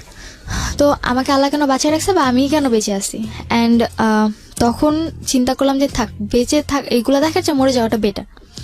তো তখন রাসেলের সাথে আমার ওরকম কথা নেই, বিকজ সিলেট যাবার পর জাস্ট ওই ফ্রি টাইম যখন হতো তো মানে ঘুরতে যেত, এই কারণে কথা বলতে পারতাম। সিলেটে সে কেন গিয়েছিল? তার বাড়ি তো সিলেট বরিশালে। গিয়েছিল, বাড়ি না তার, সিলেট গিয়েছিল তার মেঝো ভাই ওখানে থেকে জব করতো। তো আচ্ছা, মেঝো ভাইয়ের সাথে দেখা দেখা করতে করতে গিয়েছিল। তখন রাসেল কোথায়? সিলেটে। সিলেটে। ওকে। তো কি করবো বুঝতে পারতেছিলাম না, মানে মাথায় কোনো কাজই করতেছিল না। পরে আমি মানে চিন্তা করলাম যে আমি সুইসাইড করে ফেলি, ওই রাতে? আমার বাঁচার কোনো দরকার নেই। বিকজ বারবার সরি বলার পরও যে এই জিনিসগুলো হচ্ছে, তারপর বেঁচে থেকে আমার আর কি লাভ। তো আমি চিন্তা করি যে ফ্যানের সাথে নিজের গলায় দড়ি দিব, আমার বাঁচার কোনো দরকারই নেই। আর যেখানে বাবার সাথে আমার অতটা মানে কথাবার্তা নেই, আমি কাউকে আমার কথাগুলো শেয়ার করতে পারতেছি না, আমার তেমন কোনো ফ্রেন্ডসও নেই, আমার স্কুলে অতটা যাওয়া হচ্ছে না, আর বাসায় এরকম সিচুয়েশন। তো একটা মেয়ে সিচুয়েশনে থাকলে কি করে, আমি কোনোভাবে অ্যাকসেপ্ট করতে পারতেছিলাম না। তো আম্মু অনেকবার, অ্যান্ড আমার মানে অলরেডি ফ্যানের সাথে দড়ি মানে আমার ওড়না বাঁধাও শেষ। অ্যান্ড আম্মু প্রচুর নক করতেছিল যে আম্মু হয়তো ভয় পাচ্ছিল যে আমি যদিও কিছু করে ফেলি। তো পর আম্মু মানে মানে নক করতে করতে সে একটা পর্যায়ে আমাকে এটা বলে ফেলে যে তোর যদি মরার ইচ্ছা থাকে আমার বাড়িতে না মরে আমার বাড়ি থেকে চলে যায় মর, কজ তুই যদি আমার বাড়িতে মরস পুলিশের সাথে আমার এই ধরবে যে হয়তো বা আমার কোনো কারণে তুই মরতেছিস, তার তোর যদি মরার ইচ্ছা থাকে মরার অনেক জায়গা আছে, তুই যেমন এমনকি এমনভাবে ইন্ডিকেট করে বলছে তুই তো সাঁতার জানোস না, হাতে ঝিলে যাও, ওখানে গিয়ে ঝাঁপ দিয়ে পানিতে গিয়ে মরে যা। আরো বেশি খারাপ লাগছিল যে কি বলছে এগুলো। দেন হাউ মাচ মানে ডেসপারেট শি ইজ। আমি জানি না কোনটা সত্য কোনটা মিথ্যা, কজ সেটা জাজমেন্ট করার অধিকারও এই শোন নাই, এবং সেটা করা সম্ভব না, কারণ it's not an investigative show. But এগুলো একটা ফ্যামিলিতে যদি হয় কি অবস্থা দাঁড়াবে, এবং মানে যে পক্ষর কথা বলছি সে পক্ষ কতটা ডেসপারেট এই বিষয়টাতে, ভয়ানক। বলুন তারপর আম্মু এরকম কথা যখন বারবার বলতেছিল তখন এতটা রাগ হলো নিজের ভিতর যে না, মরে গেলে তো মরেই গেলাম, মরে গেলে না কেউ আমার ব্যাপারে কিছু জানলো বা আমি না কাউকে কিছু বলতে পারতেছি না, আমি আমার মাকে ভালো করতে পারতেছি, তো আমি মরে গিয়ে কি করবো, তার চেয়ে ভালো মানে যতটুকু মানে তখন মনে হচ্ছিল যে না আমি একটা যুদ্ধের ময়দানে চলে এসেছি, আমাকে ফাইট করে বাঁচতে হবে। এখন যদি আমি ফাইট না করতে পারি তাহলে আমাকে কেউ মেরে ফেলবে। ক্লাস 9-এ পড়ো তখন? তখন আমি ক্লাস 9-এ, আর মাঝামাঝি সময় মানে জুন জুলাই এরকম। পড়াশোনা করতে পারতে? পড়াশোনা বলতে আমার ওরকম পড়াশোনা হতো না, পরীক্ষার আগে রাতে যদি একটু পড়তাম তা ওই অবধি হতো। তোমার গ্রুপ কি ছিল? আমার গ্রুপ ছিল কমার্স। কমার্সে, ওকে। অ্যান্ড ছোটবেলা থেকেই মানে আমার আম্মু যেটা বলতো যে আমার বেশি পড়ার প্রয়োজন হতো না, যদি আমি অল্প পড়তাম তাহলে আমার মানে সিলেবাস কভার হয়ে যেত। তো কি করব বুঝতে পারতেছিলাম না। পরে আমি গেট খুললাম, অ্যান্ড গেট খুলে আম্মু দেখে যে মানে ওড়নাটা ফ্যানের সাথে বাঁধা। পরে আম্মু আমার হাত ধরে মানে চুলের মুঠি ধরে আমাকে তার রুমে নিয়ে গিয়ে ধাক্কা মারে। অ্যান্ড কি বলে ওয়াইড্রপ যে থাকে সেটার সাথে লেগে আমার কপালটা কেটে যায়। অ্যান্ড যখন আমার কপাল কেটে যায় তো পরে বলে যে তোর যখন এতই মরার ইচ্ছে এখানে কেন তুই মরবি, তুই বাইরে গিয়ে মর, তোর দরকার নেই এখানে থাকার বা এখানে বাঁচার। তো এই কথাগুলো যখন বলতেছিল খুব খারাপ লাগতেছিল। অ্যান্ড পরবর্তীতে সে আমাকে বেলুন নিয়ে মারতে শুরু করে। অ্যান্ড আমি লাস্ট অব্দি সহ্য করতে না পেরে তার মানে সে যেমন আমাকে মারছে আমিও তাকে মারছি। মানে তুমিও গায়ে হাত তুলে? হ্যাঁ, গায়ে হাত তুলছি লাস্ট অব্দি, বিকজ আমার সহ্য করার ক্ষমতা নেই। বিকজ এখন যদি আমি গায়ে হাত না তুলি তো হয় আমি মরে যাব, আর তা না হলে মানে কোনো একটা কিছু করে ফেলবো অঘটন। তো তার চেয়ে ভালো দেখি কি হয়। তো আমি তার গায়ে হাত তুলি। অ্যান্ড লাস্ট আমি তাকে মানে জাস্ট মানে যে ডাল ঘুটনি ছিল ওটা দিয়ে তার পায়ে দুটো বাড়ি দিই। এর বেশি আর কিছু করি না। অ্যান্ড এই জিনিসটা সহ্য করতে পারে না। ওই রাতে আমার মামাদেরকে, আমার খালামুনিকে, আমার নানুকে ফোন করে আম্মু ডাকায় আনে যে দেখো তোমাদের মেয়েগুলা কি করতেছে। তো পরে মামার সবাই আসলেন। আমার তো মাথায় একদমই সেন্স নাই বলতে গেলে। এরকম আমি সবার সামনে চিৎকার করে বলতেছি, আমার কি দোষ দেখতেছো তোমরা? আমি কি করছি? আমি গায়ে হাত তুলে দোষ করছি? তাহলে ও যে রাতের পর রাত ছেলে এনে বাসায় থাকে, লোক এনে বাসায় থাকে, এটা কি ওর দোষ না? তুই তো গাড়ি করছিলি। হ্যাঁ, তুই তো করে বলছি। তো পরে মামারা বলতেছিল যে এই মেয়ে তো পুরো খারাপ হয়ে গেছে। এর তো মানে মামাদের কথা এরকম ছিল যে আমি পুরোপুরি খারাপ হয়ে গেছি, অ্যান্ড মায়ের নামে আজে বাজে কথা বলতেছি। সে যাই অন্যায় করুক না কেন, সে আমার মা। কিন্তু আমার মাথায় তো ওটা নেই যে না, সে আমার মা, সে কেন অন্যায় করছে, আমার কথা এটা কেন করবে, এইটুকু আমার মাথায় ছিল। অ্যান্ড মামারা আমার সাথে প্রচুর খারাপ আচরণ করতেছিল। মানে তুমি যেগুলো বলছো সেগুলোকে তারা একদমই বিশ্বাস করে না, একদমই বিশ্বাস করতেছে না। অ্যান্ড পরবর্তীতে মামারা বলতেছে যে তুই কোনো কথা বলিস না, ওরে মানে পুলিশদের ধরে দে। মানে আমার এক বড় মামা ছিল, যে সে বলতেছিল যে ওকে পুলিশদের ধরে দে, বল যে মাকে খুন করতে গেছে, পুলিশদের ধরা দিলে দেখবি এমনি জেলের ভাত খেয়ে ঠিক হয়ে যাবে। আবার নানু বলতেছিল যে এত কিছুর দরকার নেই, তাবিজ করে রাখ, দেখবি যে তুই যা বলবি তাই শুনবে। এরকম উল্টাপাল্টা কথা বলতেছিল। তখন তো আমার মাথায় আরো রক্ত যে আমি একটা প্রবলেমে পড়ে তাদেরকে এই জিনিসগুলো বলতেছি, অথচ তারা আমার সাথে এত খারাপ কেন? নোবডি লিসনিং ইউ, তারা আমার তোমাকে কোনো কেউ কথাই কেউ শুনতেছে শুনছে না। না। মানে আচ্ছা। আমি বলতে গেলে কোনো ফেল না একটা মানুষ, মানে আমি যা বলছি সবই বানোয়াট বলছি, কোনো সত্যি কথা। তারপর ওই দিন রাতে পরে মামারা আমাকে উল্টাপাল্টা কথা বলে, অ্যান্ড পরবর্তীতে মামা বলে যে আমার রুমে আমাকে দিয়ে যায়, অ্যান্ড বলে যে তুই এই রুম থেকে বের হবি না, তুই যদি রুম থেকে বের হস তাহলে সত্যি সত্যি তোকে আমি পুলিশে দিয়ে দিব। এরকম কথা বলতেছিল। পরে আমি আমার রুমে চলে যাই, আমি আর কিচ্ছু বলি না। মামারা পরে চলে যায়। রাত পরের দিন সকালবেলা আমার আশেপাশের মানুষ ওই যে রাতে চিৎকার চেঁচামেচি হয়েছে, তো ওগুলো শুনছে। তো পাশের বাড়ির কয়েকজন আসছেন, মানে 3-4টা নানু আসছে। ওরা জিজ্ঞেস করলো যে কি হয়েছে। তো আম্মু আবার সকালবেলায় মানে এর আগের বারের মতো গেটে তালা দিয়ে চলে গেছে নানু বাসায়। তারপর আমি সবাই বললাম যে এরকম কাহিনী হয়েছে। পরে বলতেছে তাহলে তুই তো বাবাকে জানা। তো আমি তাদের কাছ থেকে ফার্স্ট ইন্সপিরেশন পাই যে না, আমি আমার বাবাকে জানাবো। কারা এটা বলে? আমার পাশের বাড়ির লোকেরা, আমার প্রতিবেশীরা। তো পরে আমি বাবারে ফোন দিই। তো এর আগেই নাকি আমার আম্মু উল্টাপাল্টা অনেক কথা আমার বাবারে বলে রাখছে, তুমি অনেক আগে আমাকে বলেছো। হ্যাঁ। তো পরে আমি যখন বাবারে ফোন দিই, মানে বাবার ডিরেক্টলি নাম্বার, আমার বাবার মুখস্থ ছিল নাম্বার, তো আমি ওই নাম্বারে ফোন দিই। পরে আব্বু আমার ফোন প্রথম কয়েকবার রিসিভ করে, তো আমার কাছে টাকা ছিল না, তো যার কারণে বাইরে ফোন দিলে টাকা বেশি কেটে নেয়। তো পরে আমি আমার নানুর কাছ থেকে, মানে যে পাশের বাড়ির নানু ছিল তার কাছ থেকে 100 টাকা নিয়ে আমার ফোনে লোড করিয়ে তার ফোন দিই। তো এর মধ্যে আমার রাসেলের সাথে কোনো কথা নেই, মানে রাসেলের সাথে আমার কোনো কথা হচ্ছে না টোটালি। তো পরে বাবা আমাকে পরে নেট নাম্বার দিয়ে ফোন দিয়েছে, কি হয়েছে, কেন তুমি এত পাগলামি করতেছো, কেন তুমি তোমার মায়ের গায়ে হাত তুলছো, তুমি কি আমার মেয়ে? আমার বাবা আবার হাজি মানুষ ছিল, উনি 2 বার বড় হজ করেছেন, 18-19 বার ওমরা করেছে। ওকে। তো তার কাছে ছিল এরকম যে আমি পর্দাশীল ভাবে চলবো, আমি কেন মায়ের গায়ে হাত তুলছি, কেন উশৃঙ্খল হয়ে গেছি, কেন ছেলেদের সাথে বাইরে ঘুরতে যাই, অথচ এগুলো কিছুই না। মানে ফোন দিয়ে যে কথাগুলো বলছে, মানে ওগুলো পুরোপুরি অবাক করা ব্যাপার। বলছে তুমি রাত করে, তোমার কি এটা নিজের বাড়ি যে তুমি রাত করে তোমার নিজের আরেকজনের বাড়িতে তুমি লোক নিয়ে আসো? মানে আমি মনে হচ্ছে আকাশ থেকে পড়লাম, আমি বাসায় লোক নিয়ে আসছি মানে কি? পরে বলতেছি যে তোমার মায়ের সাথে আমার কথা হয়েছে, তোমার মা আমাকে সব বলছে। ভাবলাম যে তুমি আমার কথাটা শুনবে, আমার কথাটা শুনবে না? পরে বাবা বলছে যে কি বলতে চাও তুমি বলো। পরে আমি বললাম যে এরকম এরকম ঘটনা হয়েছে, আমি কাউকে আনিনি, এর আগে একবার লোক আনছে, এবার একবার লোক আনছে। তখন আমার মেজাজ খুব গরম ছিল। রাসেল আমার বয়ফ্রেন্ড বা আমার সাথে রিলেশন কিনা এত কিছু সেন্স আমার ছিল না। তুমি রাসেলের নামটা বলেছো? হ্যাঁ, আমি রাসেলের নামটা বলে দিয়েছি যে ও কিন্তু ওর সাথেও কথা বলে। এখানে 3টা মানুষের নাম অলরেডি উঠে আসছে। তারপর আম্মু বলতে, মানে আব্বু আমাকে বলতেছে যে এগুলা কিছুই না, সব ব্যাপারে আমি জানি, তোমাদের এই বয়সে মেয়েরা যে কত খারাপ হতে পারো ওই ব্যাপারে আমার জানা আছে। এই কথা বলে ফোন কেটে দিছে। পরে আমি ফোন দিচ্ছি, আর ফোন রিসিভ করেনি, ফোন পিকও করেনি। পরে মানে আম্মু বাসায় আসতেছে, বাসা থেকে এসে খাওয়া দাওয়া করতেছে, মানে আমার ভাইদেরকে নিয়ে আবার চলে যাচ্ছে, কিন্তু আমাকে বাসায় ঢুকতে দিচ্ছে। কোথায় যাচ্ছে সে? নানু বাসায় চলে যাচ্ছে। বাসাটা বাইরে থেকে তালা দাও? তালা দিয়ে চলে যাচ্ছে। তুমি কোথায় তখন? আমি বাইরে। ওকে বাসার ভিতরে ঢুকতেই দিচ্ছে না। তোমার নানুর বাড়ি কত দূর ছিল বাসা থেকে? আমার বাসা থেকে 8-9 মিনিটের রাস্তা। ওকে।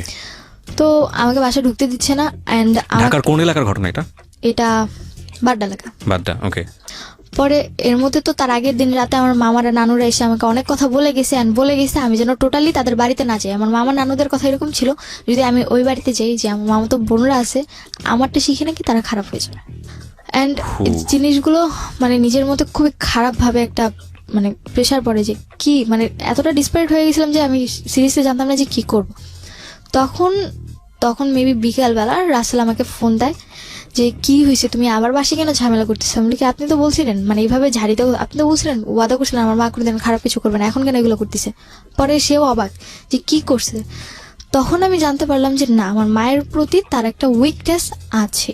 সে বারবার জিজ্ঞেস করতেছিল কি হয়েছে, কেন হয়েছে, কিভাবে হয়েছে, কখন হয়েছে। মানে কিউরিওসিটিটা এমন বেশি ছিল যে আলটিমেটলি তো তার প্রতি কমিটেড ছিল। আমি যে বলতেছি আমারটা এতটা মানে ইম্পর্টেন্ট না, বা আমি যে একটা সিচুয়েশন আছে ওইটা ইম্পর্টেন্ট, শুধু মায়ের বিষয়গুলো জানতে চাচ্ছে। তো পরে আমি তারে বললাম সবটা। পরে সে বললো যে ঠিক আছে আমি আজকে আসতেছি, সে দেখতেছি কি হয়। তখন সে ওখান থেকে সিলেট থেকে রওনা দিয়ে দেয়। তো পরে মেবি তার সাথে আমার কথা হয়, আম্মু আবার তার কথা শুনতো, মানে সে যা বলতো তাই শুনতো। তো পরে রাতের যখন 10টা বাজে, বাই দ্য ওয়ে একটা কোশ্চেন আমি বোধহয় ছেড়ে যাচ্ছি, যেই ছেলেটার সাথে এই সম্পর্কটা বা আগের যে ছেলেটাকে নিয়ে তুমি এটা বললা, তাদের ফ্যামিলিতে তুমি চাইলে জানাতে পারতা? তাদের ফ্যামিলিতে জানাতে পারতাম চাইলে, কিন্তু আমি কি করে জানাবো? আমি তো তাদের ফ্যামিলির সাথে অতটা ইন্ট্রোডিউস না। আর আমার কথা আমার ফ্যামিলির কেউই বিশ্বাস করতেছে না, তাদের ফ্যামিলি কি করে বিলিভ করবে? এক্স্যাক্টলি। তুমি তো যখন তোমার মা সম্পর্কে কমপ্লেন গুলো করছো, নিশ্চয়ই কে এসেছিল রুমের মধ্যে সেটা তুমি জানতা। তো তাদের কথা নিশ্চয়ই তুমি তোমার ফ্যামিলিকে বলতেছিলা, তোমার নানুকে বলতেছিলা, সবাইকে বলতেছিলাম। তখন তারা রেসপন্স? কেউই বিলিভ করতেছিল না। তাদের কথা ছিল এটাই, আম্মু বলতেছে আমি রাতে ঘুমোচ্ছি, ও কার সাথে ফোনে কথা বলছে, ওর মাথা বেরিয়ে গেছে, সে আমার সাথে খারাপ আচরণ করতেছে, ঝগড়া করতেছে। পসিবল? মানে যখন তুমি কোনো একটা সিচুয়েশন বলতেছো এবং সেই সিচুয়েশনের জন্য কে দায়ী সেটাও তুমি বলতেছো, তখন তো তাদের উচিত ছিল যে ওই ছেলেটাকে ডেকে নিয়ে আসা, বা ওই যার এগেইনস্টে কমপ্লেন তাকে ডেকে নিয়ে আসা। আমি এটাও বলছিলাম যে তুমি বিশ্বাস না করে তাকে ডেকে নিয়ে আসো, যে একটু আগে আমার বাসায় ছিল। যখন এই কথাগুলো বলতেছি তখন বলতেছি যে দেখছেন মানে আম্মু আমার মামাকে ভাবে বলতেছিল যে দেখছেন কতটা খারাপ হয়ে গেছে, এখন আউটলুক আনে আমার দিয়ে মানে আমার ফাঁসাইতে যেতেছে, এরকম কথা বলতেছে। ও গড, মানে মানুষের মধ্যে একটু হলো সন্দেহ হওয়া উচিত, মানে এতটা ব্লাইন্ড সাপোর্ট কিভাবে আসে? মানে আই এম রিয়েলি কনফিউজ এই জায়গাটায়। ওকে, পরবর্তীতে আমি মামাদের মুখ থেকে এটা শুনতে পারলাম যে আমি নাকি রাতে লোক এনে থাকতাম এন্ড তাদেরকে বলতাম যে আমি যে তাদের সাথে থাকছি এটা না বলে বলবো, তাদেরকে বলে দেবো যে তারা যেন আমার মায়ের সাথে এসে থাকছে, এটা যেন তারা সবাই বলে। তাদের মনে আমার মা বাবার মানে আমার মায়ের প্রতি এই বিলিফটা ছিল, তারা এই বিলিফটা করাইছে আমার। পরে রাতের 10টার দিকে আমি বাসায় ঢুকি, সারাদিন আমার না খাওয়া, আমার সারাদিনও কোনো খাওয়া নেই, রাতে তো অলরেডি ঝামেলা হয়ে গেছে। তো আমি বাসায় ঢুকছি অ্যান্ড ফ্রিজ থেকে জাস্ট 1 বোতল পানি নিয়ে আমি আমার রুমে এসে ঘুম, কজ সারাদিন অনেক টায়ার্ড ছিলাম। তো ঘুমিয়ে পড়েছি। পরের দিন সকাল 6টার দিকে রাসেল এসে আমাদের গেটে নক করে। আম্মু গেট খুলে দেয় অ্যান্ড দেখি অনেকক্ষণ রাসেল আমার সাথে কথা বলে। অ্যান্ড তখন মানে আমি সহ্য করতে পারতেছিলাম যে রাসেল আমার আম্মুর সাথে কথা বলবে, কজ হয়তো আমি ওর প্রতি অনেকটা উইক হয়ে গেছিলাম। তো আমি সহ্য করতে পারতেছিলাম না, আমি আমার রুমের দরজা নক করে বসে আছি। রাসেল অনেকক্ষণ এসে পরবর্তীতে আমার রুমে নক করে, পরে আমি গেট খুলে দিই। পরে আমাকে নিয়ে গিয়ে বলতেছি যে শোনো, মায়েরা ভুল করতেই পারে, তবুও তো তোমার মা, কিছু মনে করো না। তো আমার আম্মুর সামনে উনি এই কথা বলে। পরবর্তীতে আমার রুমে এসে আমাকে যেটা বলে যে তুমি যেটা করছো ঠিক করছো। আমি ফার্স্ট টাইম তার দিক থেকে একটা ইন্সপিরেশন পাই যে না, সে আমাকে বলছে আমি যেটা করেছি ঠিক করেছি। আমার মায়ের গায়ে হাত তুলেছি, প্রতিবাদ করেছি, তাকে জানিয়েছি মামাদেরকে। হ্যাঁ, তারা বিশ্বাস করছে না তাদের ম্যাটার, কিন্তু বলেছি তো। পরবর্তীতে তো যদি কোনো প্রবলেম হয় আমাকে ব্লেম দিতে পারবে না। তখন আমি রাসেলের কাছ থেকে জিনিসটা পাই। তো পরে রাসেল আমাকে আর কিছু বলে না। তো এরপরে রাসেলের সাথে রাতে আমার কন্টিনিউ কথা হতে থাকে, 2 ঘন্টা 3 ঘন্টা 4 ঘন্টা। তো আম্মুর রুমে কথা বলতো আর আমি আমার রুমে থাকতাম। অ্যান্ড আম্মুর সাথে আমার টোটালি যে মা মেয়ের একটা ক্লোজ রিলেশন থাকে, ওই রিলেশনটা আর নাই। জাস্ট নর্মালি মানে মনে হচ্ছে যে আমি যেন তার বাসায় ভাড়া থাকছি আর সে আমাকে জাস্ট নর্মালি টেক কেয়ার করছে, এইটুকুই। তো পরবর্তীতে দেখি যে মানে প্রথম কয়েকবার জিনিসগুলো দেখতে পরে গায়েস হয়ে গেছে, যে রাতে তার সাথে এসে থাকছে, সে তার মতো থাকুক, আমি আমার মতো ভালো থাকলেই হয়েছে। এন্ড আমি আমার পড়াশোনাটা কন্টিনিউ করছি। প্রতিদিন রাতেই দেখছি একজন আসছে। কোন ক্লাসে থাকতে জানো দেশের বাইরে গিয়েছিল? ক্লাস 8 লাস্ট থেকে। এই যে 8 এর পর থেকে এতগুলো ঘটনা তুমি দেখছো, এর আগে তো দেখতা না এরকম বাসায় আসে? কিছুই দেখতাম না। এর মাঝখানে তোমার বাবা আসেনি? না, এর মাঝখানে কতদিন পর আসতো তোমার বাবা? বাবা যাবার পর 3 বছর পর এসেছিল। পরে গেছে। এখন কি করতে? উনি বিদেশে কি করতো? উনি বাইরে একটা কোম্পানি জব করতো। উনি কি ছুটি পেতো না নাকি উনি আসতো না? ছুটি না বলতে ছুটি দেওয়া হতো না, ওদের কন্ট্রাক্ট ছিল 5 বছর আগে ছুটি দিবে না, তবে 3 বছর পর যদি চায় তাহলে 2 মাসের ছুটি দিবে। ওকে, ঠিক আছে, বলো। তারপর তুমি যে রাসেলের সঙ্গে যে ঘন্টার পর ঘন্টা কথা বলছো, এটা তোমার মা জানতো ওই সময়? মা জানতো বলতে জানতো কথা বলে, কিন্তু কার সাথে কথা বলে এটা জানতো না। ওকে। তো পরে আমার সাথে যদি রাসেলের 3টা অবধি কথা হতো, 3টার পর থেকে আবার রাসেল আম্মুর সাথে কথা বলতো। এটা তুমি পরে জেনেছো? পরে জেনেছি, যখন রাসেলকে কোশ্চেন করলাম। পরে রাসেল বলে যে তোমার ব্যাপারে কথা বলতেছি।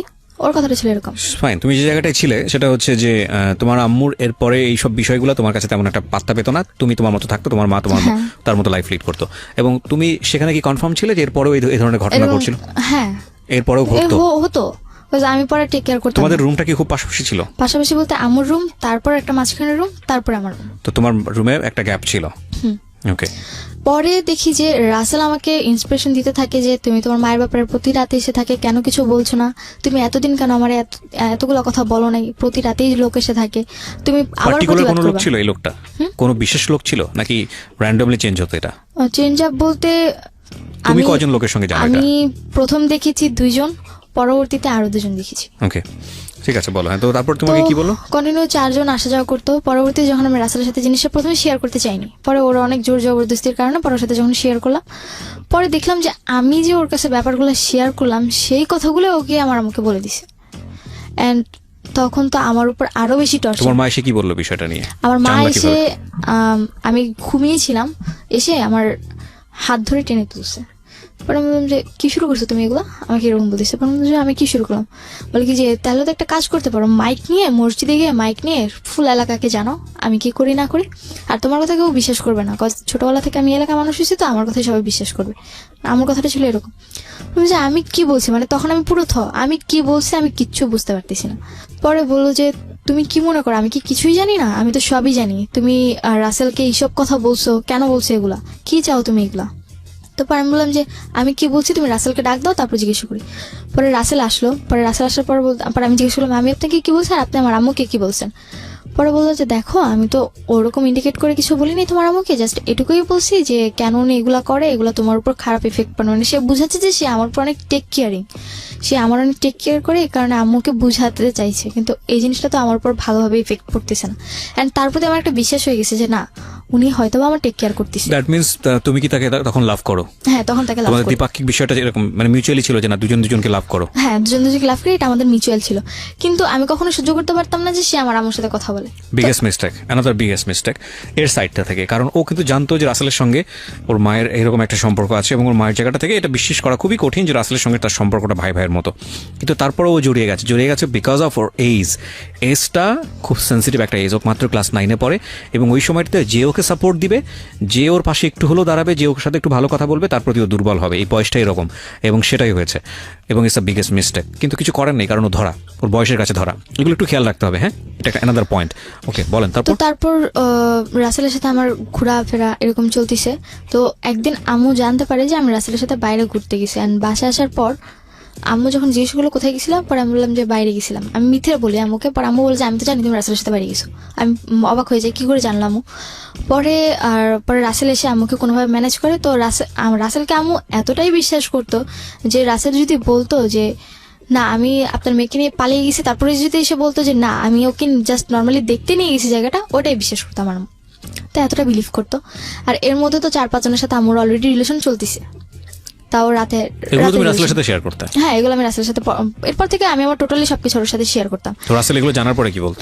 জানার পর ওর সাথে যদি আমার সাথে কথা হইতো, মানে আমার পরবর্তীতে আমাদের রিলেশনে যখন 6-7 মাস কেটে গেছে, তো তখন এরকম চলতে থাকে। পরবর্তীতে আমার জিনিসগুলো খুব মানে করার না খারাপ ভাবে যে তোমার সাথে আমার রিলেশন, আমার একটা গার্লফ্রেন্ড বয়ফ্রেন্ড নর্মালি যতটুকু কথা বলা দরকার তাদের নিজেদের ব্যাপারে, সেই জায়গায় কিনা আমরা 4-5 ঘন্টা শুধুমাত্র আমার মায়ের ব্যাপার নিয়েই কথা বলি। তখন তুমি জিনিসগুলো অ্যাভয়েড করার চেষ্টা করতে, আমি এগুলো অ্যাভয়েড করি, কিন্তু দেখতাম যে আমি যত অ্যাভয়েড করতেছি ও ততই বেশি আমার প্রতি আরো মানে রাগ দেখাচ্ছে, শুনতে চাচ্ছে, আমার সাথে কথা বলতো না, যে কেন তুমি তোমার মায়ের ব্যাপার আমাকে বলছো। মানে বিষয়টা তোমাদের সম্পর্কটা এমন ছিল যে কাল রাতে বাসায় কি হয়েছে সেটা তোমার বয়ফ্রেন্ডের সাথে শেয়ার করা, এটাই মূল এজেন্ডা। হ্যাঁ, এটাই মূল এজেন্ডা। আমি এখানে একটা বিষয় একটু ইন্টারাপ্ট করি প্রিয় শ্রোতা।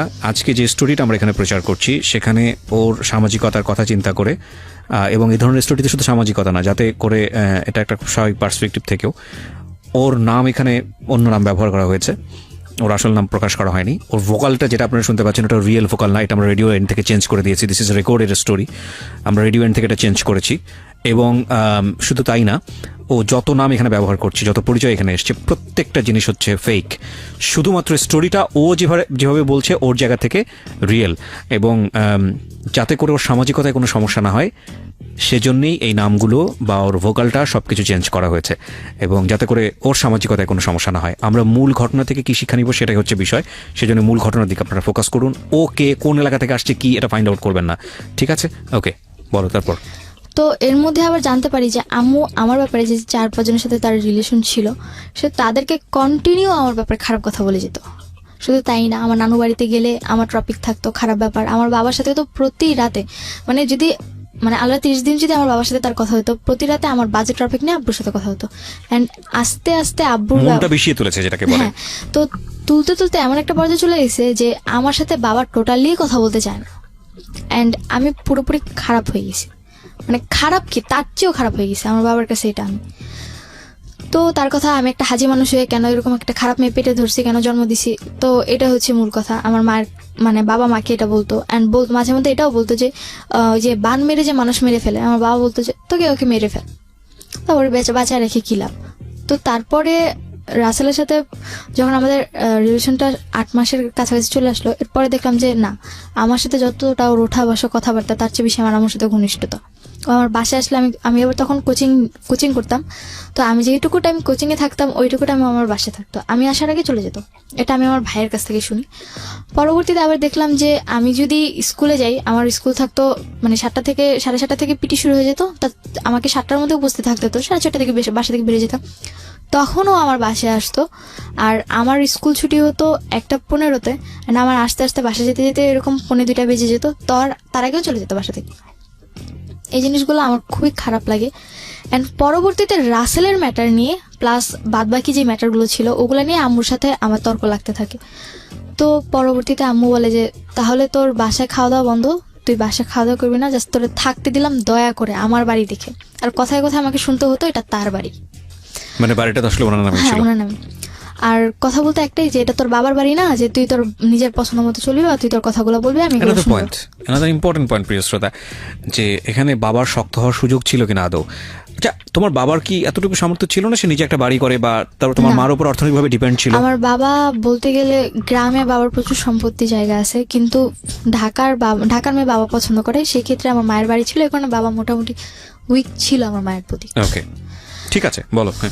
তারপর জিনিসগুলো মানতে পারি না। তো একদিন রাসেল অসুস্থ থাকে, তো এর মধ্যে আমাদের রিলেশনটা এরকমই চলতে থাকে। ওর সাথে আমার প্রতিদিন ঝগড়া হতো, কেন আম্মুর সাথে কথা বলে, আর আম্মুর সাথে তো আমার প্রত্যেক দিন ঝগড়া হতে, আর কোনো না কোনো কারণে প্রতিদিন আমার 2-1টা থাপ্পড় খেতেই হবে। আর হ্যাঁ, আর গালাগালির তো কোনো লিমিটই ছিল না, খেতে বসতে গালি শুনতে হতো, ঘুমোতে গেলে গালি শুনতে হতো, মানে এত নিম্ন স্তরের গালিগুলো মানে চলে গেছিল যে তার কাছ থেকে শুনে শুনে মনে হচ্ছে যেন ওই জিনিসগুলো এখন আমি রিপিট করছি। আর মানে খারাপ, মানে খুব খারাপ সেন্সেশন, মানে নিজে সবসময় একটা জিনিস চিন্তা করতাম যে কেন এই ফ্যামিলিতেই বা জন্ম নিলাম, বা কেনই বা এগুলো আমি সহ্য করছি। তো তারপরে যখন আমি অতিরিক্ত উইক হয়ে পড়ি রাসেলের উপর, তো আমি টোটালি ওরে না করে যে তুমি আমার মায়ের সাথে টোটালি কোনো কন্ট্যাক্ট করতে পারবে না। এবার তোমার বোন হোক, মা হোক, বাপ হোক, চাচা হোক, যাই হোক না কেন, বা তোমার আত্মীয় রক্তের কেউ হোক, তুমি কারোর সাথে আমি ছাড়া দুনিয়া সবার সাথে যোগাযোগ করো, একমাত্র আমার মা ছাড়া। আর আমার মায়ের প্রতি আমার এমন একটা ঘৃণা নিজের মধ্যে জন্মে গেল যে আমি দুনিয়ার একটা নিকৃষ্ট মানুষকে সহ্য করতে পারবো, কিন্তু তাকে করতে পারবো না। ওকে ওকে। তো মায়ের তো অলরেডি এরকম রিলেশন চলছে, তো এরপরে বাসায় আসাটা মানে 2-3 জনের বাসায় আসা বন্ধ হয়, কিন্তু আম্মু পরবর্তী থেকে তাদের বাসায় যাওয়া শুরু করে, বা বাইরে আউটসাইডে দেখা করা, মিট করা শুরু করে। এটা তুমি জানলা কিভাবে? এটা জানতে পেরেছি রাসেল একবার আম্মুকে ফলো করেছিল, তারপর জানতে পেরেছি রাসেল তোমাকে ইনফরমেশনটা দেয়। হ্যাঁ, রাসেল ইনফরমেশন দেয়। আর আম্মু যে কথা বলতো, পরবর্তীতে আরেকটা এখানে মাঝখানে একটা ঘটনা ঘটেছে, সেটা হচ্ছে যে একবার আম্মুর সাথে এরকম ঝগড়া হওয়ার কারণে তো আমি নাকি, বাবা আম্মুকে বলে যে যেহেতু তোর মেয়ে এতই খারাপ হয়ে গেছে, তাহলে তুই ওকে কেন আলাদা রুমে থাকতে দিচ্ছিস, তার মানে ও বাইরে থেকে লোক এনে রাতের পর রাত বাসায় থাকছে, তুই কেন এটা মেনে নিচ্ছিস, তাহলে ওকে রুম ছেড়ে দিতে বল, তুই তোর রুমে মাটিতে ফ্লোরে ওরে থাকতে দিবি, যদি থাকতে হয় থাকবে, আনাতে বাসা ছেড়ে চলে যাবে, কজ এটা তোর বাড়ি। তো আম্মু আব্বুর কথা শুনে আমাকে আমার রুম থেকে চলে আসতে বলে, তো আমি পরবর্তীতে আমার রুমটা ছেড়ে দিই, আমি আম্মুর রুমে ফ্লোরে বেড করে ঘুমোতাম। তো তখন তো রাতে আমার আবার মানে ক্লাস 6 থেকে রাত জাগার একটু স্বভাব ছিল, আর রাতে এফএম শুনতাম। তো আম্মু রাতে কি বলতো, কানে এফএম থাকলেও যদি আমি এফএম অফ করে দিই পাশে গিয়ে বলতে শুনতাম। তো আম্মু আবার মাঝে মধ্যে করতো কি, মানে অনেক নেগেটিভ আর ন্যারো মাইন্ডের কথা বলতো। তো আমি ওগুলো শুনছি কিনা, হয়তো অপোজিট সাইড থেকে তাকে জিজ্ঞেস করতে যে তোমার মেয়েগুলো শুনছি কিনা দেখো তুমি। তো তখন আবার আমাকে ডাক দিত যে সুবা তুমি কি আমার কথা শুনছো। তো যখন এরকম ডাক দিত তখন আমি না শোনার ভান করে বসে থাকতাম, তার মানে আমার কানে হেডফোন আছে, আমি তার কথা শুনছি। নেগেটিভ ন্যারো বলতে হাজব্যান্ড ওয়াইফের যেমন কথা। Okay we got understood. হ্যাঁ, তো এই জিনিসগুলো আমি টোটালি মানে যখন কথাগুলো শুনতাম মানে খুবই খারাপ লাগতো, টলারেট একদমই করতে পারতাম না। চিন্তা করতাম যে কেন আমাকে ওই রুম থেকে এই রুমে নিয়ে আসছে। তো এরকম তখন আমার 9-এর লাস্ট এক্সাম বলতে মানে এক্সামের লাস্ট এক্সাম ছিল, তারপরে 2 দিন পর রেজাল্ট দিয়ে দিবে। ডিসেম্বর মাস ছিল তখন। আমি টোটালি সহ্য করতে পারি না। দেন আম্মু লাস্টের দিকে আম্মুর সাথে আমার আবার ঝগড়া হয় কোনো একটা ম্যাটার নিয়ে। বলতে গেলে যে আমি কোচিং গেছি, রাত করে বাড়ি ফিরছি। ওই দিন আমার কোচিংয়ে অনুষ্ঠানও ছিল, তো ওই জায়গায় আমার লেট হয়ে গেছে। প্লাস ওখান থেকে আসার সময় রাসেলের সাথে দেখা করে আসতে গিয়ে আমার একটু লেট হয়ে গেছে, মানে 9:30টার কাছাকাছি চলে গেছে। তো আমাদের এলাকাটা এরকম যে 9:30টার পর বা 10টা থেকে কোনো মেয়ে বাড়িতে ফিরলো তাকে নিয়ে অনেক বাজে মন্তব্য করা হয়। তো আম্মু ওইটা আমার সাথে চিল্লাচিল্লি করতে থাকে। পরে আমি আম্মুরে মানে আমার সাথে তো আম্মুর কোনো ভালো রিলেশনই নেই, আর আম্মু যদি আমাকে কোনো কথা বলে আমি প্রত্যেকটা কথার বাজে অ্যান্সার দিই। ওকে, কজ তার কাছ থেকে শুনতে শুনতে এখন আমার অভ্যাস হয়ে গেছে। তো পরে আম্মু আমাকে জিজ্ঞেস করে এত রাত করে কেন তুমি বাসায় আসছো? পরে আমি বললাম যে আমি যদি রাত করে বাসায় ফিরি বা আমি যদি কোথাও থেকে ঘুরেও এসে বাসায় ফিরি, তুমি তো আমার বাবাকে এটাই বলবে যে না আমি আরেকটা লোকের সাথে থেকে আসছি, তাই না? তুমি যেটা মনে করো সেটাই। আমার অ্যান্সারটা ছিল এরকম। আর আমি রাত করে বাড়ি ফিরলে আম্মু প্রত্যেকটা দিন বাবাকে একটা কথা বলতো যে তোমার মেয়ের এমন একটা চাহিদা হয়ে গেছে, মানে এত খারাপ কথা বলতো যে ওরা এখন ঘরে রাখা দেয়, এমন কিছু কিছু কথা বলতো যে বা হাজব্যান্ড ওয়াইফ কথা বলতে পারে, কিন্তু যখন একটা মেয়ের টপিক নিয়ে কথা বলে মায়ের কিন্তু উচিত যে না মেয়ের টপিকটি একটু মানে নিজের মধ্যে রাখা, কিন্তু সে কোনোটা রাখতো না, আরো বেশি করে বলতো। তো পরে আমার আবার এরকম ছিল যে না তাকে যদি মানে আমি যদি রাত করেও বাড়ি ফিরতাম, তার জন্য যদি আমি অনেক খাবার নিয়ে আসতাম, সে আমাকে কিছুই বলতো না। ওকে, সো তুমি কনভিন্স করার জন্য মাঝে মাঝে খাবার নিয়ে আসতে? হ্যাঁ, আমি বাইরে গেছি, হয়তো বা আসতে লেট হয়ে গেছে, তার জন্য যদি খাবার নিয়ে আসতাম সে আমাকে কখনোই। এই সময়টা তুমি কি করতে? এই সময়টা আমার হয়তো বা হাতে জেলে থাকা হতো, বা তখন আবার হ্যাঁ রাসেল আবার তখন একটা বিজনেসে যুক্ত ছিল, যার কারণে ওর বিজনেসের কারণে উত্তরা বা বিভিন্ন জায়গায় যেতে হতো, মানে ওই ওর মানে বিজনেসের ইয়াটা প্রচারটা করার জন্য। রাসেল কি ওই সময়টাতে তোমার মায়ের সঙ্গে কি কথাবার্তা বলতো? নর্মালি বাসায় আসতো খুব কম, আমার প্রেশার পড়ার পর একটু কম আসতো। তো এটা কি তোমার মা বুঝতে পারতো না? বুঝতে পারতো না বলতে ও হয়তো কোনোভাবে কনভার্স করতো, আমি কখনো ওকে এই ব্যাপারে জিজ্ঞেস করি না। আর ও যদি জিজ্ঞেস করতাম ও বলতো যে তোমার এত কিছু জানে কি লাভ, আমি তো ম্যানেজ করতেছি। Okay fine, he is playing double game actually. ও যখন তোমার সাথে বাইরে মিট করতো বা তুমি কার সাথে মিট করতো সেটা তোমার মা জানতো? মিট করতেছি বলতে আমার ওর সাথে বেশিরভাগই মিট হতো হয় কোচিং ফাঁকি দিয়ে, আর তা না হলে স্কুল ফাঁকি দিয়ে। আচ্ছা, তো এটা কি তোমার মা জানতো যে তুমি কার সাথে টাইম পাস করতেছো, কোন ছেলের সঙ্গে? না, জানতো না। এটা জানতো না। আচ্ছা, তো তুমি বলছিলে রাত করে বাড়ি ফেরা, কটার দিকে ফিরতে সর্বোচ্চ রাত হলে? আমার সর্বোচ্চ 9:30টার অবধি কখনো যাইনি। 9:30? তোমার তখন বয়স ক্লাস 9-এ পড়ো তুমি? তখন আমি 15। মানে তুমি কোন ক্লাসে পড়ো? তখন 10-এর ফার্স্টে। ক্লাস 9:30 অনেক রাত। হ্যাঁ, অনেক রাত। বলো। তো পরে যখন আম্মু আমার উপর চিৎকার চেঁচামেচি করতো, তো আমি বলতাম যে তুমি করলে দোষ না আমি করলে দোষ, মানে আমার কথাটা এরকম ছিল। রিপিট দ্য সেন্টেন্স, বলো। যে তুমি করলে দোষ না আমি করলে দোষ। So ultimate lesson of the story is here. এইখানেই হলো লেসন, এবং এটা আরো কত বড় দিকে যাবে সেটাই হচ্ছে দেখার বিষয়। এই লাইনটা একটু মাথায় রাখেন, কারণ একটা কথা আমরা সবসময় বলি, শিশুকে যে পরিবেশে বড় করছেন সে সেই রকমই হবে বা তার চেয়ে ভয়ানক হতে পারে। ওকে, হ্যাঁ। তো যখন আম্মুর সাথে এরকম তর্ক বিতর্ক যেত, তো তার সাথে আমার মানে এরকম কন্টিনিউ এরপর থেকে প্রতিদিনই প্রায় তার সাথে আমার মারামারি হতো। মানে সে আমাকে মারতো, আমি তাকে মারতাম, তারপর সে আমাকে বকাবকি করতো। সো ন্যাস্টি না? এগুলো শুনলেও মানে যে এটা চিন্তাই করা যায় না, বাট চিন্তা করে দেখুন মানে কতটা ভয়াবহ হতে পারে একটা পারিবারিক সমস্যা। ওকে, তো এরকম ঘটনা ঘটতেই থাকে প্রতিদিন। তো তখন আস্তে আস্তে মানে রাসেলের প্রতি আমি একটু উইক হতে থাকি আরো বেশি। তো তখন ওরা আমি বিলিভ করা শুরু করে, মানে ও আমাকে যা বলতো আমি তা বিলিভ করতাম, আর ও আবার আম্মুকে যা বলতো আম্মু তা বিলিভ করতো। মানে ও এদিক থেকে আম্মুর সাথেও কথা বলতো, আমার সাথে, মানে দুদিক থেকে ওর মানে ইয়াটা খুব এরকম ভাবে। আমার বড় মামা আমার ফ্যামিলির প্রতি একটু বেশি টেক কেয়ারিং ছিল, তো উনি প্রায়ই আমাদের ঝগড়া মিটাতে আসতো। তো এক পর্যায়ে মামা কন্টিনিউ আস্তে আস্তে হয়তো ওনার কোনো না কোনো ভাবে কোনো বাজে একটা দিক পড়ে। তো পরে আমার বড় মামা কন্টিনিউয়াসলি আসতেছিল। হ্যাঁ, কন্টিনিউ আসতে। কেন আসতেছিল? এই যে আমাদের ঝগড়া সামাতে বা আমাদের ফ্যামিলি এখন কেমন আছে এইসব ব্যাপারে। উনি কি বিবাহিত ছিল? হ্যাঁ, উনি ম্যারিড ছিল। ওকে, ওনার বাচ্চা কাচ্চা ছিল? বিয়ে হয়ে গেছে। ওকে, তো পরবর্তীতে বড় মামা মানে কি পরিবারের সবার বড়? হ্যাঁ, আমার মায়ের ফ্যামিলিতে তারা 7 ভাই বোন, তাদের মধ্যে সবার বড়। ওকে, তো পরে আমার বড় মামাকে আমার মা খুব বিলিভ করতো। তো একদিন বড় মামা বলে যে দেখ তোর ফ্যামিলিতে তো ঝামেলা, তার চেয়ে ভালো আমি আমার বাড়িতে নিয়ে যাই সুভাকে, ওকে কয়েকদিন আমার বাড়িতে রেখে পরে তোরা আমার বাসায় আবার দিয়ে যাব। তো পরে মামার দুইটা বিয়ে হয়েছে, একটা থাকে ধানমন্ডি আর একটা থাকে মানে আমাদের এলাকাতে। তো মামা বলছে যে যে আমাদের এলাকা থাকলে যে কোনো সময় তোর বাসা চলে আসতে পারবে, তার বলে আমি ওকে ধানমন্ডি নিয়ে যাই। ধানমন্ডিতে আমি কখন মানে আমি একদমই প্রস্তুত ছিলাম না, বা আমি যেতেই চাইনি টোটালি। কিন্তু আম্মুর প্রচুর জোর জবরদস্তি এন্ড গালাগালি সহ্য করতে না পেরে যে এইটুকু চিন্তা করতাম যে না 2-3 দিনের জন্য রেস্ট তো পাবো অন্তত আমি। তো এই চিন্তা করে পরে আমি গেলাম, তখন আমি টেনের ফার্স্টের দিকে।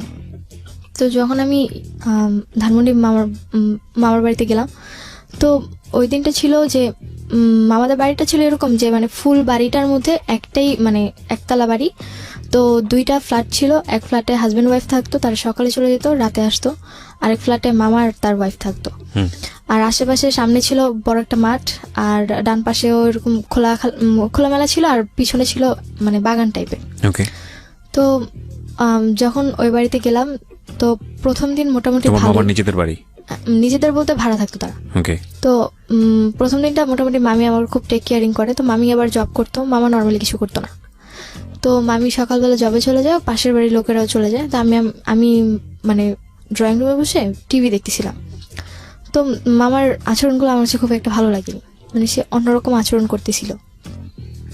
তো পরবর্তীতে তার আমার পাশে এসে বসা অ্যান্ড টাচিংগুলো আমার কাছে খুবই খারাপ লাগে। তো পরবর্তীতে আমি মামার মানে ড্রয়িং রুম থেকে আমি আমার রুমে গিয়ে রুম নক করে দিয়ে রুমে শুয়েছিলাম। তো পরে মামা এসে অনেকক্ষণ রুমে নক করে, আমি খুলিনি। পরে বললো যে মানে ভয় দেখাচ্ছিল, যদি তুই না খুলোস তাহলে কিন্তু আমি তোকে পুলিশে দিয়ে দিব বা তোর কিন্তু একটা ক্ষতি করে ফেলবে, এরকম কথা বলছিল। তবু আমি খুলিনি।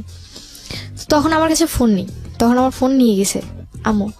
তো পরে আম্মুর সাথে কথা হচ্ছিল, পরে মামা ভেবে আম্মুরে ফোন দিছে যে তোর মেয়ে এত বেয়াদব যে কোনো কথা শুনে না, আমাদের এখানে এসে খারাপ আচরণ করতেছে। আমি রুমে বসে কথাগুলো শুনতেছি, আম্মু কি বলছে সেটা তো আমি জানি না। তো মামা এরকম কথা বলতেছিল, হয়তো বা আম্মু বলছিল যে ওরে মাইর দেন বা দেখবেন ঠিক হয়ে গেছে, ওরে মাইর দিয়ে সোজা করতে হয়, আমারটা মারলে তো আমারে উল্টা দেয়, আপনারা মারলে তো আপনাদেরকে আর কিছু করবে না, এরকম কথা বলতেছিল। তো পরে মামা রেগে যায় প্রচুর আমার উপর। অ্যান্ড পরে যখন আমি পরে অনেকক্ষণ দরজা, তোর মা কথা বলবে তোর সাথে, দরজা খুল। পরে আমি যখন দরজা খুলি, মামা আমার গায়ে হাত তুলে আমাকে একটা চড় মারে। অ্যান্ড এতটাই জোরে ছিল যে না আমি 2-3 মিনিটের জন্য স্তব্ধ হয়ে গেছি। তো পরে আমি বললাম যে কি করতেছেন এগুলো আপনি। পরে আমার সাথে অনেক বাজে আচরণ করে অ্যান্ড এক পর্যায়ে অনেক খারাপ সিচুয়েশনের মধ্যে উনি আমাকে রেপ করে। আমার লাইফে ফার্স্ট টাইম ছিল তখন। আমি প্রচুর চিৎকার করি কিন্তু কোনো লাভ হয়নি। হয়তো বা আমার চিৎকারটা কারো কান অব্দি যায়নি, বা হয়তো বা আমার ভাগ্যেই ছিল এরকম। ভাগ্যের দোষ দিয়ে লাইফটাকে ছেড়ে দিই যে কি করলাম এটা আমি।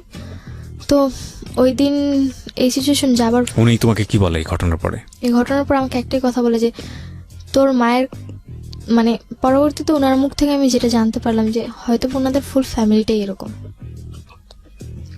বড় মামার সাথে আচরণ করার পর বলে যে আমার যে ছোট মামা ছিল উনিও নাকি এরকম কয়েক জায়গায় এরকম কিছু করছে। সো আমি যদি এগুলো কাউকে বলতেও যাই কেউ কখনো বিলিভ করবে না, আর এতে নিজের বদনাম হবে, নিজের মান সম্মান যাবে, প্লাস সমাজে কলঙ্কিত হব আমি। এই কথাগুলো বললে সমাজে হ্যাঁ হয়তো বা ন্যায় বিচার তো কখনো আমি পাবো না। তাদের কথা ছিল এরকম যে ন্যায় বিচার তো তুমি কখনোই পাবো না, আর আমাদের ব্যাপারে কিছু বলতে গেলে কেউ কখনো বিশ্বাসও করবে না, আর তাছাড়া তুমি এখনো 18 বছরের হওনি। তখন আমার সবচেয়ে বড় মানে তখন এটাই মনে করতাম যে কেন আমি 18 বছরের আগে আমার জীবনে এগুলো আসতেছে, সহ্য করতে পারিনি। তারপর বাসায় আসলাম। You are so desperate first of all. তুমি আজকে লাখ লাখ মানুষের সামনে কথাগুলো বলার সাহস করছো, এই জায়গা থেকে আমি তোমাকে অনেক ডেসপারেট মনে করতেছি। তুমি ঘটনা ঘটার পরে পুলিশে যাওনি কেন? আমি গিয়েছো তুমি? পরে গেছি, অনেক আমরা আগাই প্রিয় শ্রোতা। হ্যাঁ, তো পরে আমি বাসায় আসার পর 2-3 দিন কোনো কথা নেই। অ্যান্ড যে জিনিসটা আমার কাছে অনেক কষ্টকর ছিল, ফার্স্ট টাইম আমার লাইফে এরকম কিছু অনেক পেইনফুল ছিল। পরবর্তীতে রাসেলের সাথে আমি ব্যাপারটা শেয়ার করি। ওটা কি ইন দ্য মিন টাইম মানে ঘটনা ঘটার পর শেয়ার করেছো? পর বলতে 4-5 দিন পর। ওকে। তো যখন আমার বাসায় এসে পরে আমি ওর কথাগুলো বললাম অ্যান্ড দেখলাম যে ও আমার কথাগুলা মনোযোগ দিয়ে না শুনে আমার কথাগুলো নেগেটিভলি নিচ্ছে। কেন করছে, কিভাবে করছে?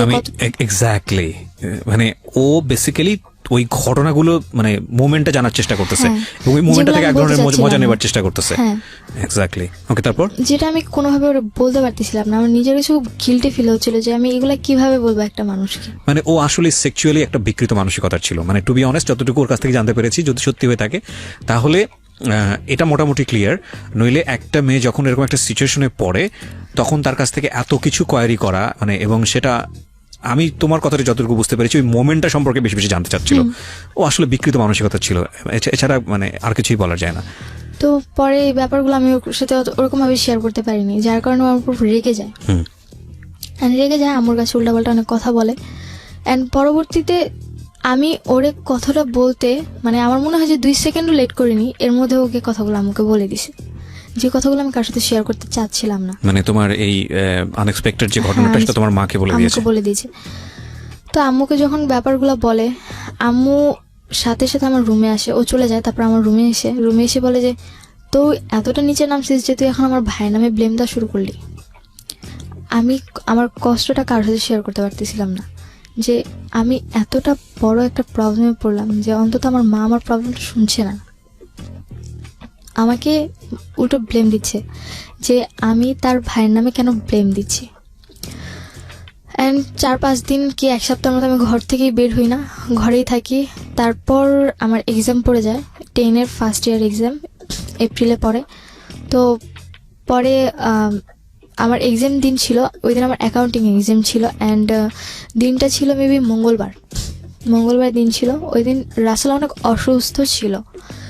আমার ঠিক এরকম একটা ঘটনার পরপরই অসুস্থ ছিল। তো আমার চিন্তা ছিল যে ও তো মেসে থাকে আর ওরকম ঠিকভাবে খাওয়া দাওয়া করতে পারে না। তো আমি আমাকে টিফিনের জন্য বা আমাকে যাওয়া আসা যাতায়াতের জন্য যে টাকাটা দেয় ওটা দিয়ে আমি হয়তো ওর জন্য ভালো কিছু কিনে ওকে দিয়ে আসি। একটু থামাচ্ছি, এত বড় একটা ভয়ানক মানে দুর্ঘটনা ঘটালো রাসেল, যেটা তোমার মাকে জানানোর কথা ছিল না। জানানোর পরে তোমার মা এসে তোমাকে টর্চারটা করলো, যেখানে তুমি রাসেলকে বলেই দিয়েছো যে তোমার এই বিষয়গুলো নিয়ে যেন কোনোভাবেই বিষয় তো না, মানে তোমার তো দূরের কথা, সে তোমার মার সাথে যেন যোগাযোগ না করে। সেখানে তোমার এরকম একটা সেন্সিটিভ বিষয় রাসেল তোমার মাকে জানিয়ে দিয়েছে, তারপরে তুমি রাসেলের সঙ্গে এতটা ভালোবাসা কেন দেখাতে যাচ্ছ? ভালোবাসা বলতে যে তখন আমার মাথায় এটা ছিল না যে না ও কি করবে, আমার জাস্ট একটাই চিন্তা ছিল যে তার উপর আমি ওর উপর রেগে গিয়েছিলাম, কিন্তু ও এর মধ্যে অসুস্থ হয়ে পড়ে। সামহাও তুমি ওর প্রতি উইক ছিলা এবং তুমি এটা করেছো, এটা ভুল ছিল না শুদ্ধ ছিল সেটা আপনারাই জাজ করবেন। আমার জায়গা থেকে তো মারাত্মক ভুল, যে কারণেই সিক্রেটস, কিন্তু ও এটা করেছে। হ্যাঁ বলুন। তারপর আমি ওই দিন এক্সাম দিতে যাই, আমার অ্যাকাউন্টিং এক্সাম। তো আমার কোশ্চেন দেখে আমি খুব খুশি যে আর কারো কি কমন আসছে এটা না, আমি অলওয়েজ আমার পরীক্ষা হলে আমার মানে এতটাই ব্যাড লাগ ছিল, আমার স্কুল লাইফটা এতটাই খারাপ ছিল যে কখনো আমি কারো হেল্প পাইনি। মানে এক্সাম হলে যে একজন আরেকজনের হেল্প পায় ওই জিনিসটা আমার কখনোই ছিল না। আমি যতটুকু পাশ করে আজ পর্যন্ত আসছি পুরোটা নিজের দক্ষতা। তো ওই দিনও আমার মানে এক্সাম পেয়ে আমি খুব খুশি যে আমার ফুল কমন আসছে। আমার জাস্ট এইটুকুই যে আমি কোনো মতে পাস মার্কটা উঠাবো, এরপরেই আমাকে যেই হোক তাড়াতাড়ি করে যেতে হবে। অন্তত 1 ঘন্টা আগে এক্সাম হল থেকে বের হয়ে ওর বাসায় গিয়ে ওরা কিছু দিয়ে আমার বাসায় যেতে হবে আবার। তো আমি ওই দিন এক্সামটা 2 ঘন্টার মতো কমপ্লিট করি। 4টা এক্সাম ফুল মানে 4টা মার্কস ফুল দিয়ে 40 আমার মানে যেটা 40 যতটুকু অ্যান্সার করেছে আমার ফুল অ্যান্সারটাই আসবে। তো আমি এরপর এক্সাম হল থেকে বের হয়ে যাই। ওই জিনিসটা আমার মামি আবার ফলো করে যে এক্সাম হলে ঢুকে এক্সাম আমার 3 ঘন্টা, সেই জায়গায় আমি কিনা 2 ঘন্টা এক্সাম দিয়ে বের হয়ে গেছি। কোথায় যাচ্ছি, মামি আবার আমাকে ফলো করে। তো মামি ফলো করে পরে আমি মেন রোডের দিকে ফলো করে। মামি। কোন মামি এটা? এটা হচ্ছে আমার মেঝো মামার ওয়াইফ। আচ্ছা। তো সবাই তোমার সম্পর্কে একটা নেগেটিভ পারসেপশন, সুতরাং সবাই ফলো করে। তো পরে দেখলো যে আমি একটা দোকানে ঢুকলাম, ঢুকে রুটি কিনলাম আর বাইরে থেকে কলা কিনলাম। তো আর মানে মেডিসিন যেটা নর্মালি কিনে যাচ্ছি। তো মামি আমাকে অনেকক্ষণ ফলো করে। তো ফলো করার পর মামি দেখলো যে আমি শুভর বাড়ির সামনে এসে একটা ফ্যাক্সিলোডের দোকান থেকে। শুভকে? শুভ বলতে রাসেলের ফ্রেন্ড। ওকে, রাসেলের ফ্রেন্ড। হ্যাঁ। তো ওর নাম্বার আমার মুখস্থ ছিল। তো আমি ফ্যাক্সিলোডের দোকান থেকে শুভকে ফোন করছি যে শুভ ভাই আপনি কোথায় আছেন? পরে বলে যে আমি তো বাড়িতেই আছেন। বলে কি রাসেল কি আসে? তাহলে আমি আসতাম। ওর ফোনে ফোন দিচ্ছি, ফোনটা সুইচ অফ ছিল। তো পরে শুভ ভাই বলতেছে যে কই আমিও তো ওর ফোনে দিয়ে পাচ্ছি না, আর ও তো বাসায় নেই, ও তো আরো 2 ঘন্টা আগে বের হয়ে গেছে। তখন আমার মাথায় একটা জিনিসে কাজ করতেছিল, আমার পরীক্ষা 2 ঘন্টা আগে, তার মানে আমি 2 ঘন্টা আগে বের হয়েছি, ও 2 ঘন্টা আগে কোথায় গেছে? নিশ্চয়ই তোমার বাসায় আসছে। আমি ওই জায়গার একটা সেকেন্ডও লেট করলাম না। মামি জাস্ট ওইটা দেখলো আমাকে ফ্যাক্সিলোডের দোকানে কথা বলতে। মামি ওর সাথে সাথে আম্মুকে ফোন করছে।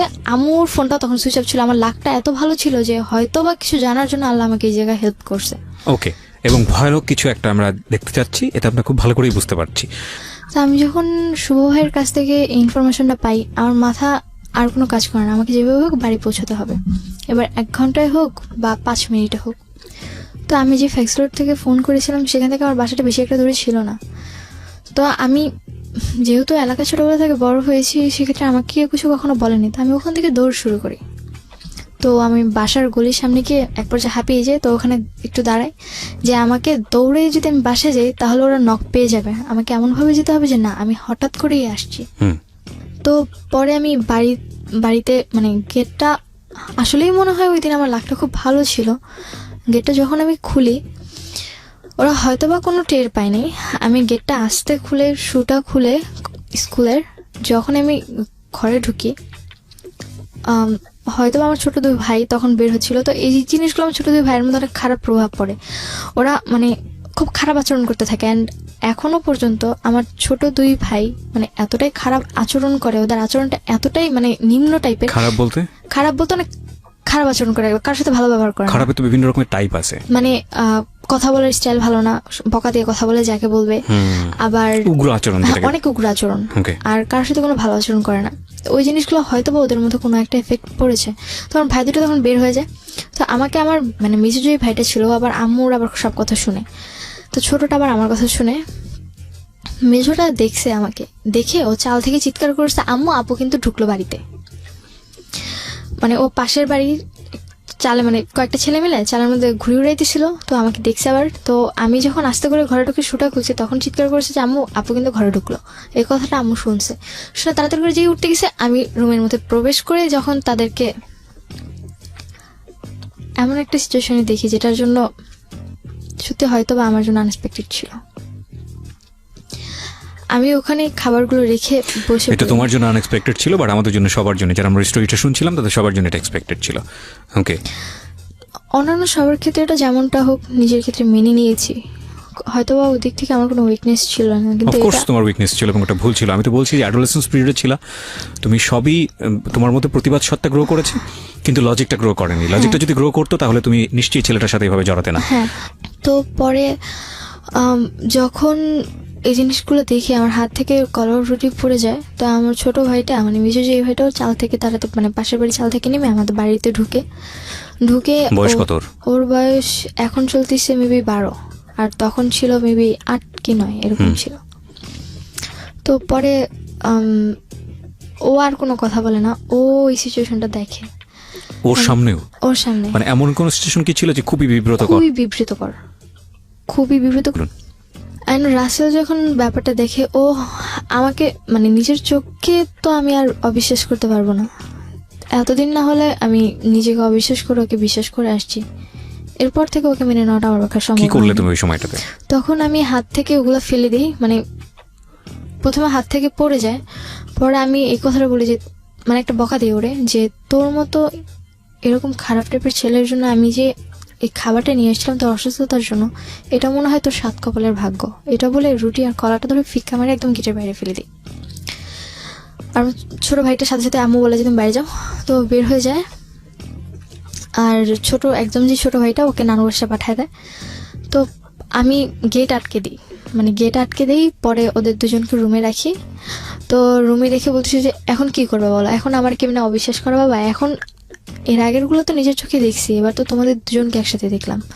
এখন রাসেলকে বলতেছি যে তুমি এখন কি বলবা, মাকে বলতেছি তুমি এখন কি বলবা। পরে আম্মু বলতেছি যে কেন, ও কি বলবে, মানে অন্যান্যগুলো যেমন মেনে নিতে পারছে এটা কেন মেনে নিতে পারবে না। পরে আমি রাসেলকে বললাম যে আসলে কি এটা আমি মেনে নিব। তো তখন হয়তো আম্মু কোনো জিনিস একটা গেস করতে পারছে যে হয়তো বা ওর সাথে আমার রিলেশন। তার পর্যন্ত গেস করেনি? না, তার আগ পর্যন্ত গেস করেনি। ম্যান, মানে আমি totally speechless. Can you imagine the situation actually? এটা কি স্টোরি না অন্য কোনো কিছু? আমি জীবনে এত গল্প শুনেছি মানুষের, এবং এত গল্প আমি প্রচার করেছি, মানে আমি এখন তো অনেক বেশি ম্যাচিউর। প্রথম যখন শুনতাম ভেতরে তোলপাড় হয়ে যেত, কিন্তু আজকে না মানে এত বেশি এক্সট্রিম লেভেলের ইমোশন হচ্ছে যে আমি ফিল করতে পারছি না যে আসলে কি বলবো, মানে আনথিঙ্কেবল। তারপরে কি হলো? তারপরে রাসেলকে বললাম যে এগুলা করার মানে কি। পরে আমাকে বললো যে, পরে আমাকে আর কিছু বলে না। পরে আমি আমার রুমে চলে আসি, এসে ড্রেস আপ চেঞ্জ করে আমি আম্মুর ফোনটা আম্মুর রুম থেকে নিয়ে আসি, নিয়ে এসে নানুকে ফোন দিই। আর রাসেলকেও বের হতে দিই না, আর আম্মুকেও বের হতে দিই না। নানুকে ফোন দিই, পরে নানু আসে, পরে নানুরে বললাম যে দেখো এগুলা কি। নানু আমার সাথে চিল্লাচিল্লি করতেছে যে এগুলা কি, মানে তুমি আবার উল্টাপাল্টা কিছু করে আবার তো আমার মেয়ের গায়ে দোষ দিচ্ছ। তখন তো আমার কোনো সেন্স নেই, তখন আমি মানে লাঠি নিয়ে লাহুর যেটাকে বলে, মানে ওই যে আটা টাটা করে, ওইটা নিয়ে রাসেল প্লাস আম্মু দুজনকে মারতে শুরু করি, যে আমার সেন্স আর কিছু নেই। নানুর সামনে নানু আটকাতে পারছিল না, পরে নানুর গায়ে লেগে যায়। দেন আমি স্টপ হয়ে যাই, যেহেতু নানুর গায়ে লেগে গেছে, এরপর তো আমার আর কিছু বলার নেই। দেন আমি বললাম যে এখন আমি কি করব বলো। নানুকে বলতেছি, ওরা বলতেছি যে তুই মরেই যা, তোর মতো মেয়ে থাকার চেয়ে, তোর মতো নাতনি পরিচয় দেওয়ার চেয়ে না দেওয়া আমার অনেক ভালো। কি বলবেন, কাকে সুস্থ বলবেন, কাকে অসুস্থ বলবেন আমি জানি না। ওকে, তারপর রাসেল আর কিছু না বলে বের হয়ে যায়। পরে এরপর থেকে রাসেল আমার প্রতি উইকনেসটা দেখানো শুরু করে, যে না ও আসলে আমার প্রতি উইক। তো এই জিনিসটা আমার পক্ষে ওর প্রতি আর উইক হওয়ার কোনোভাবেই সম্ভব না। আমার পক্ষে মেনে নেওয়াই সম্ভব না যে না, ওর মতো একটা মানুষকে আমি ভালোবাসছি। তোমার মা কি বলতেছিল? তোমার মা তো বুঝলো তোমার সাথে একটা সম্পর্ক ছিল, বুঝতে পেরেছে যে আমার সাথে রিলেশন। তখন আম্মু আবার মানে এটা বোঝাতে চাচ্ছিল যে একদিক থেকে এই জায়গায় দুজনে গেম খেলে আমার সাথে। শুভ চাচ্ছিল আমাকে বোঝাতে যে ও আমাকে অনেক লাভ করে। শুভ মিন্স হোয়াট? মানে রাসেলের ফ্রেন্ড। ও বোঝাতে চাচ্ছিল যে ও আমাকে, মানে রাসেল আমাকে অনেক লাভ করে, কিন্তু ও যা করছে ওটা আমার আম্মু নাকি ওকে বাধ্য করছে, ফোর্স করছে। তখন আমার একটাই কথা ছিল, একটা ছেলে বা একটা লোক ছেলে একটা মেয়েকে রেপ করতে পারে, কিন্তু একটা মেয়েকে আদৌ একটা ছেলেকে রেপ করতে পারে? ওর কথাটা ছিল এরকম টাইপের। পরে যখন রাসেল এই জিনিসগুলো বারবার করতে থাকে, আমার পক্ষে মানে ওর ডিপ্রেশনগুলো নেওয়া সম্ভব হচ্ছিল না। প্লাস বাড়িতে আম্মু বারবার চাপ দিচ্ছিল যে যখন নানুরা সবাই জেনে গেছে, এই ফার্স্ট টাইম আম্মুর মানে নানুদের সামনে এই জিনিসটা আসলো, তাও শুধুমাত্র নানুর সামনে। তাও নানু বিশ্বাস না করতেও করেছিল লাস্ট অব্দি, কিছুটা হলেও। তখন একটু শান্তি যে না, আদৌ একটু হলেও করেছে, আমাকে বিশ্বাস যে আমি সবটা মিথ্যে বলছি না। তো পরে যখন আম্মু শুরু করলো যে আমাকে রাসেলের সাথে বিয়ে দিবে, কিন্তু আমার এক পর্যায়ে যে আমার পক্ষে ওকে বিয়ে করা সম্ভব না। ঘেন্না লাগতেছে, মানে টু বি অনেস্ট, এটাই মুখ থেকে বের হচ্ছিল আমার, যে কাকে ঘেন্নাটা করবো। আমি সরি টু সে, তোমাকে আমার ভালো লাগছে না। কারণটা আমি বলি যে উইকনেসের তো একটা লেভেল থাকে। তুমি ডেফিনেটলি আজকে যা বলতে আসছো এখানে সবকিছু স্বীকার করবা, এবং তুমি এইরকম একটা কিছু দেখার পরেও রাসেলের প্রতি তুমি যদি বিন্দুমাত্র সিম্প্যাথি দেখাও, তাহলে আমি মনে করবো যে না, তোমার কিছু না কিছু প্রবলেম আছে। তুমি সেটা দেখাইছো, ডেফিনেটলি তুমি দেখাইছো। মানে এত ন্যাস্টি হয় কিভাবে একটা মানুষের স্টোরি? তারপর যখন আম্মু বিয়ে দেওয়ার জন্য প্রেশার দিচ্ছে, তো আমার পক্ষে কোনোভাবে করা সম্ভব না। আর আমি কি করে একটা মানুষকে বিয়ে করবো যার সাথে কিনা আমার মায়ের অলরেডি সম্পর্ক হয়ে গেছে? তুমি দেখছো, আমার নিজের চোখে দেখা, নিজেকে অবিশ্বাস কি করে করবো আমি? তো পরে মানে তারপরে থেকে লাইফে মানে এত পরিমাণে ডিপ্রেশন আসতে শুরু করলো, আমি আমার মোবাইল ভেঙে ফেলতাম, হাত কাটতাম। তারপর মাঝে মাঝে চেষ্টা করেছি ব্লেড নিয়ে হাত না কেটে নিজের গলায় দিয়ে দিই।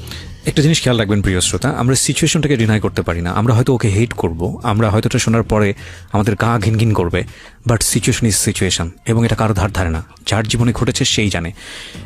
কোনোভাবেই ওকে সাপোর্ট করার কোনো সুযোগ নেই। কিন্তু বয়সটা খেয়াল করে দেখুন, তখন তুমি কিসের, যখন এই ঘটনাটা ঘটে তখন আমি 10-এর এন্ডে আছো, মানে 7 কি সেপ্টেম্বরে কি অগাস্টে। ওকে, ক্লাস 10-এর সময়টাতে, বয়স খুব বেশি হলে 15, 15.5 বা 16 দিকে যাচ্ছে। ওই সময়টাতে একটা মানুষের জীবনের প্রথম ভালোবাসা আমি বলবো, এটা প্রথম লাভই বলবো। ফার্স্টে যেটা হয়েছে ওটা কোনো লাভ ছিল না, এবং ও কতটা ইমোশনালি অ্যাটাচ ছিল, সন্দেহ ছিল তীব্রভাবে অবশ্যই, কিন্তু ইমোশনালি অ্যাটাচ থাকে। এই সময়ে একটা মানুষ লজিক্যালি অনেক বেশি ব্লাইন্ড হয়। একটা কথা আছে, লাভ ইজ ব্লাইন্ড। সেই সময়ে ওর লাইফে দুইটা ঘটনা, একটা হচ্ছে পৃথিবীর জঘন্যতম ঘৃণ্যতম একটা ঘটনা, এবং সেই ঘটনাটা যাকে সে সবচেয়ে বেশি লাভ করে তার সঙ্গে।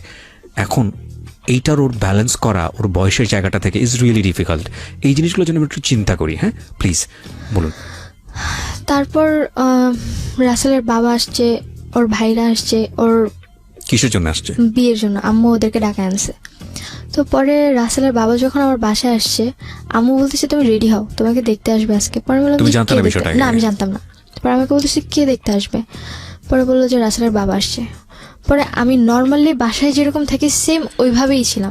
আমার পক্ষে এই ঘটনা ঘটার কতদিন পরের ঘটনা এটা হওয়ার 1 সপ্তাহ কি মানে 8-9 দিন পর। তোমার মার সাথে যখন এই ধরনের একটা ঘটনা তুমি দেখলা, তোমার মার মধ্যে কোনো অভিভেদ কি ছিল রাসেলকে নিয়ে, রাসেলকে ঘৃণা করা বা ওকে? না এরকম কিছু না। আম্মু উল্টো ওর সাথে কথা বলছে, কি বললাম, ওরা দুজন একসাথে আমাকে আমার সাথে গেম খেলছে। আম্মু তখন আমাকে এটা বোঝাতে চাচ্ছে যে আম্মু তখন জানছে যে রাসেলকে আমি ভালোবাসি। তারপর ওর বাবার কথাগুলো খুব ন্যারো মাইন্ডেড ছিল, বলতেছিল যে আমি আপনার মেয়েকে দেখে নিচ্ছি না, আমি আপনাকে দেখে আপনার মেয়েকে নিচ্ছি। তো তখন আমি তার বাবাকে, তোমার আম্মু কি খুব কনভিন্সিং ছিল, মানে মানুষকে খুব সহজে কনভিন্স করে? ইজিলি কনভিন্স করে, মানে এই জিনিসটা মনে হয় একটা মানুষের পাওয়ার থাকে যেরকম ওইরকম টাইপের। উনি যদি কারোর সাথে কথা বলে আমি সুন্দর করে কনভিন্স করে ফেলতে পারে, এত সুন্দর করে কথা বলে যে মানে এখন চোখের সামনে যদি কোনো ঘটনা দেখে ওর কথা শুনলে মনে করবে যে ওই ঠিক বলছে, যেটা দেখছে ওটা ভুল, মানে নিজে ভুল। এরকম অনেক পার্সোনালিটি আছে, এটা অস্বীকার করার কোনো উপায় নেই। এই কারণে আমার লাইফে আরো সবচেয়ে বেশি প্রবলেম যে আমি কাউকে কোনো বিশ্বাসই করাতে পারছিলাম না এমন ভাবে। আর কান্না জিনিসটা আম্মুর এমন একটা জিনিস যে সে কান্না করলে যে তার চোখের পানি দেখলে জেগেও গলে যাবে, এরকম একটা সম্ভব তার এই কনভিন্সিং পাওয়ারটা আছে। তো যে রাসেলের বাবা যে কথাটা বললো, তারপর আমি রাসেলের বাবাকে ডিরেক্টলি কোশ্চেন করলাম যে আপনার ছেলের সাথে যদি আমার বিয়ে হয় সাপোজ, তখন আপনার ছেলের সাথে কি আমার মা সংসার করবে যে আপনি আমার মাকে দেখে আমাকে নিচ্ছেন? এই ধরনের কথা কি তুমি সরাসরি বলে দিয়েছি? আমরা একটা বিরতি নেব প্রিয় শ্রোতা, ছোট্ট একটা বিরতি। যদিও সে অনেক বড় একটা ভয়ানক রকমের বেয়াদবি করেছে এখানে, কিন্তু কোশ্চেনটা অনেক বেশি বোল্ড, এবং বোল্ড এই কারণে ও যেটা বলেছে সেটা ও সঠিক বলেছে, এবং সঠিক বলেছে এই কারণে যে আসল সিচুয়েশনটা তো আসলে তাই। বিয়ে যাকে করছে তাকেই তো দেখা উচিত, তার মাকে কেন দেখবে বা তার পরিবারের অন্য বিষয়কে কেন দেখবে? হ্যাঁ দেখবে অবশ্যই, কারণ সে যে সেই পরিবারে বড় হয়েছে সেটা অবশ্যই তাদের জন্য প্রয়োজন। কিন্তু যদি কোশ্চেনটা এরকম হয়ে যায় যে না মেয়ে ফ্যাক্ট না, ফ্যাক্ট হচ্ছে মেয়ের মা, তাহলে কোশ্চেনটা অবশ্যই লজিক্যাল। ওকে বলুন। তারপর যখন আমি রাসেলের বাবার সাথে এই বেয়াদবিটা করলাম, ওর বাবা আমার উপর খুব রেগে যায়। তো পরে আমি এই ব্যাপারটা নিয়ে রাসেলের ফ্রেন্ড শুভর সাথে একটু কথা বলি যে ভাই এগুলো কি হচ্ছে, আপনি বলেন এগুলো কি মেনে নেওয়া সম্ভব? যখন শুভ এই ব্যাপারটা জানতে পারে, আমার মায়ের ব্যাপারটা, রাসেলের ব্যাপারটা, তখন সে আমার বলে যে আসলে শুভা তোমাকে থাপ্পড় মারা উচিত। পরে আমি বললাম যে কেন ভাইয়া? বলে কি তোমাকে আমি এর আগে কয়েকবার থিংস দিছি। পরে আমি বলছি আপনি আমাকে কেমন থিংস দিছেন যেটা আমি কিনা বুঝতেই পারলাম না। তো তখন যখন আমি এই কথাগুলো তারে বললাম, সে আমার বলতেছে যে শোনো আসলে ওদের ফুল ফ্যামিলিটাই এরকম, আজকে যদি তোমার সাথে রাসেলের বিয়েও হয় দেখবে 2 দিন পর ওর বড় ভাই তোমার সাথে খারাপ আচরণ করা শুরু করছে। তারপর মানে আমার তো অলরেডি রাসেলের প্রতি একটা ঘৃণা চলেই আসছে, তার মধ্যে ওর ফ্যামিলি ব্যাকগ্রাউন্ড সম্পর্কে যখন আমি আস্তে আস্তে ওর ফ্রেন্ড শুভর কাছ থেকে জানতে পারলাম, তখন তো আমার পক্ষে কোনোভাবেই আর কোনো কিছু মেনে নেওয়া সম্ভব না।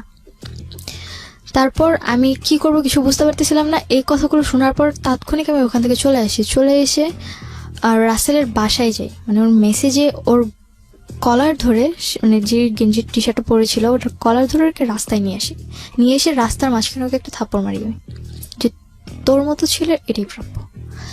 ওইটা বলে বাসায় এসে সহ্য করতে পারি না আসলে, যে আমি যারা এতটা বেশি লাভ করি তার ব্যাপারে আমি এমন কিছু জানলাম যেটা কিনা আমি এতদিনে জানতে পারলাম না। এত বড় ভুলটা আমি কেমনে করলাম? মানে তখন নিজের প্রতি এতটা বেশি ঘেন্না হচ্ছিল, আর মানে তখন মনে হচ্ছিল যে দুনিয়ার কাউরে আর ঘেন্না করা দরকার না, আমার নিজেই এনাফ আমার নিজের জন্য। তারপর কি করবো কিছু বুঝতে পারতেছিলাম না, মাথা পুরোপুরি খারাপ হয়ে গেছিল, মোবাইল ভেঙে ফেলছি, প্লাস ঘরের মধ্যে মানে কিচ্ছু বুঝতে পারতেছিলাম না আসলে আমি করবোটা কি। তখন কোনো কিছু হাতে না পেয়ে পেলাম হাতে ব্লেড পেয়ে আমার আর কোনো চিন্তা নেই। আমি আবার যে কোচিংয়ে পড়তাম ওই স্যার আবার মাঝে মধ্যে আমাদেরকে মানে সচেতন করার জন্য অনেক কথা বলতো। উনি একবার বলেছিল যে সুইসাইড করার জন্য অনেকে আছে যে মানে পানিতে ঝাঁপ দেয় বা কলাই দড়ি দেয়। আসলে এর চেয়ে সহজ উপায় হচ্ছে যে যদি কেউ হাতের শিরা কেটে দেয়, হ্যাঁ যদি শিরা কেটে দেয় তাহলে 10 মিনিট সর্বোচ্চ, তাহলে এই 10 মিনিটের মধ্যে সে মারা যাবে, এটা কনফার্ম। তো এইসব ভুল যেন আমরা ভুলেও না করি, মানে এটা জাস্ট আমাদেরকে সচেতন করার জন্য করেছে, কিন্তু সচেতন করার জন্য বলে সে টেকনিক বলে দিয়েছে। টেকনিক বলতে এখন আমার কাছে ওটাই, এখন আমার মাথায় অনেক সময় ব্যাপারটা এরকমই, আসলে কেউ হয়তো সচেতন করার জন্য বলছে, কেউ হয়তো ওটাকে নেগেটিভলি ব্যবহার করছে। তো তুমি ওটাকে কি করলা? আমি নেগেটিভলি নিয়েছি। ফাইন। আমি হাত কেটে ফেলি, এন্ড হাত কাটার পর আমার আর কোনো সেন্স নেই, মানে শিরা কেটে ফেলি। হ্যাঁ হাতে শিরা কেটে ফেলি, এন্ড আমি ওইটা কেটে মানে আমি আবার মানে হাত কেটে আমি আবার আম্মুর রুমে গেছি। আমি এটা কেটেছিলাম আমার রুমে, তখন আমার রুমটা খালি ছিল। আমি আম্মুর রুমে তো কাটতে দিবে না, আর স্বাভাবিক মরলে তো দোষ হবেই তাদের ঘাড়ে, এই জন্য আমি আমার রুমে গিয়ে হাত কেটে দিছি। কেটে আমি আবার হাঁটতে হাঁটতে আম্মুর রুমে গেছি। রুমে গিয়ে ব্লেডটা ওয়াইড্রোবের যে কাপড়টা ছিল ওটার নিচে ব্লেডটা রাখছি। ব্লেডটা রেখে আম্মুর ফোন নিয়ে আমার রুমে আসছি। আমার রুমে এসে বললাম, ওর মানে রাসেলের বড় ভাইকে ফোন দিছি। ফোন দিয়ে বললাম যে আপনাদের মতো নোংরা পরিবারে যাওয়ার চেয়ে আমার মরে যাওয়া অনেক ভালো। আজকের পর থেকে আপনারা কোনোদিন সুভাকে আর পাবেন না, দয়া করে আমাকে আর কোনোদিন জ্বালাবেন না। তারা মনে করছে হয়তো আমি কোথাও চলে যাচ্ছি, অলরেডি তো আমি রাসেলকে মেরেই আসছি। তো এরপর আমার হাত থেকে ফোনটা পড়ে গেছে, আমি সেন্সলেস। তারপর আমার আর কোনো সেন্স নেই। তারপর যখন আমার 4 ঘন্টা পর যখন সেন্স ফিরে, তখন আমি হসপিটালে, অ্যান্ড আমার হাতে ব্যান্ডেজ করা। পরে আম্মুর মুখ থেকে যেটা শুনলাম যে আমার হেঁটে যে আমি আম্মুর রুমে গেছি আবার আমার রুমে আসছি, তখন রক্তগুলো নাকি নিচে পড়েছিল, যেটা কিনা আম্মু দেখতে দেখতে আমার রুমে আসছে। অ্যান্ড এসে দেখে যে আমি পড়ে আছি, মনে করেছে যে শুয়েছিলাম, কিন্তু রক্ত দেখে সে আর ঠিক থাকতে পারেনি। হয়তো বা আমার রক্ত তার মধ্যে কোনোটা যদিও চেঞ্জিং আনে। তো সে আমার রুমে এসে যখন আমার হাতটা কাটা দেখে, হাতের মধ্যে তাড়াতাড়ি করে কাপড় পাচ্ছে। তারপর রাসেলকে ফোন দেয়, রাসেল আর আম্মু আর আমার নানুকে ফোন দেয়। 3 জন মিলে আমাকে হসপিটালে নিয়ে এসে আমার হাতে সেলাই করে প্লাস হাতটা ঠিক করে। কোন হসপিটাল এটা? এটা আলসামি। এই হসপিটাল সাধারণত এগুলো নেওয়ার কথা না, কেস নেওয়ার কথা। হ্যাঁ, কেস নেওয়ার কথা। এই জায়গায় আরো একটা কথা হচ্ছে যে কেন কেস নেয়নি, আমার খালামুনি এখানে জব করে। সামহাউ সে ম্যানেজ করেছে। সামহাউ বলতে আমাকে যে নিয়ে আসছে, পিছনের একটা গেট আছে, ওই গেট দিয়ে আমাকে নিয়ে এসে একেবারে 4 তলায় নিয়ে গেছে, যেখানে অপারেশন থিয়েটার। 4 তলায় নিয়ে গিয়ে অপারেশন থিয়েটারে জাস্ট ওনার যে পরিচিত ডক্টরটা আছে, মানে মানে উনি হসপিটালে জব করে, আবার ওই ডক্টরের বাসায়ও জব করে, তো কাজ করে, যার কারণে ওনাকে ডেকে এনে আমার হাতটা কোনোভাবে ওয়াশ টাশ করে ঠিক করছে, মানে শিলি দিছে। তারপর এই ব্যাপারটা হসপিটালের কেউ তেমনভাবে জানতো না, কারণ যেহেতু আমাকে আস্তে করে নিয়ে আসছে, আর আমাকে কোলে করে উপর অব্দি তুলছে পুরোটাই রাসেল। তারপর যখন বাসায় নিয়ে আসি, আমার একটাই কথা ছিল, যদি রাসেল আমার সামনেও আসে আমি হাতের শিলি তো খুলবই, প্লাস নিজেকে আবার ওই জায়গায় মানে আবার ব্লেড দিয়ে আমি নিজেকে নিজে শেষ করে দেবো। এরপর বাঁচানোর আর কোনো স্কোপ থাকবে না। এবার তো দরজা খোলা ছিল, এরপর আবার দরজা না, দরজা আটকে করবো, যাতে কেউ খুলতেও না পারে। আমার কথাটা এরকম ছিল তাদের। পরে রাসেলের ফ্যামিলিরা আমাকে দেখতে আসে আবার আমার অসুস্থ অবস্থায়। পরে আমি ওদেরকে অনেক অপমান করি। পরে আমি বলি যে যদি আপনারা মানুষ হয়ে থাকেন, জীবনে কোনোদিন আমার সামনে আসবেন না। আপনার মতো ফ্যামিলির ছেলে বিয়ে করা তো দূরে থাকা, আমি কোনোদিন মুখও দেখবো না। এরপর শুভ, মানে রাসেলের যে ফ্রেন্ড ছিল শুভ, ও মেবি রাসেলকে অনেক কথা বলে, যার কারণে রাসেল সহ্য করতে না পেরে চলে যায়, পুরোপুরি টোটালি কন্ট্যাক্ট অফ করে সিম চেঞ্জ করে এলাকা ছেড়েই চলে যায়। কে? রাসেল। ওকে। তারপর আম্মুর সাথে রাসেলের কোনো কন্ট্যাক্ট নেই। আম্মু তো পুরো দিশেহারা, রাসেলের কোনো খোঁজ পাচ্ছে না। প্লাস এখন আরও আমাকে ইমোশনালি বোঝানোর চেষ্টা করছে যে না, আসলে আম্মু আমার প্রতি অনেকটা কনসিভ, মানে সে বুঝাতে চাচ্ছে যে না, সে আমার জন্য রাসেলকে খুঁজছে। তখন আমি বললাম যে আমার জন্য রাসেলকে খুঁজে কোনো লাভ নেই, রাসেলকে তুমি যদি এখন মানে রাজা সেজে আমার সামনে দাও, আমি কিন্তু তাকে কখনো আর একসেপ্ট করতে পারবো না, বিকজ আমার পক্ষে এটা সম্ভব না। পরে আম্মু ওই জিনিসগুলো হয়তো বা বুঝতে পারছে, পরে আম্মু আর এই জিনিসগুলো ট্রাই করেও নেই পরবর্তীতে বিয়ের জন্য। পরে রাসেলের ফ্যামিলি চলে গেছে, আমাদের রাসেলের ফুল প্রুভলি টোটালি রাসেলের সাথে কন্ট্যাক্ট অফ, মানে আমাদের ফুল ফ্যামিলি। এর মধ্যে হাত কাটা নিয়ে বাবার কাছে খবর গেল যে রাসেলের সাথে নাকি আমি ছিলাম, যেটা কিনা মিস ইনফরমেশন। আমি বুঝতে পেরেছি। তারপর তোমার বাবা কি করলো? তো এই জিনিসগুলো বাবা শোনার পর বাবা আমাকে বললো যে তুই কাটছোস তো ঠিক আছে, তা হাত কেটে দরজাটা কেন ওপেন রাখলি? তোর মা ইমোশনালি এটা তুই জানিস। একেবারে মানে আমার বাবা অনেক হার্ট, এতটাই হার্ট যে বলার বাইরে। দেন অক্টোবরের 3 তারিখে রাসেল এলাকা ছেড়ে চলে গেল, আমার ওর সাথে আর কোনো কন্ট্যাক্ট নেই। অক্টোবরের 4 তারিখ থেকে আমার মডেল টেস্ট শুরু হলো। দেন এর মধ্যে আমার ফ্যামিলিতে আর কোনো ঝামেলাও নেই, কোনো গ্যাঞ্জামও নেই। তারপরে আসলো আমার এসএসসি পরীক্ষা শেষ ফেব্রুয়ারিতে এসএসসি পরীক্ষা শেষ। তারপর মার্চ মাসে, তখন এর মধ্যে আম্মু আমার সাথে খুবই ভালো আচরণ করছে, যেটা কিনা আমি তার কাছ থেকে আশা করিনি।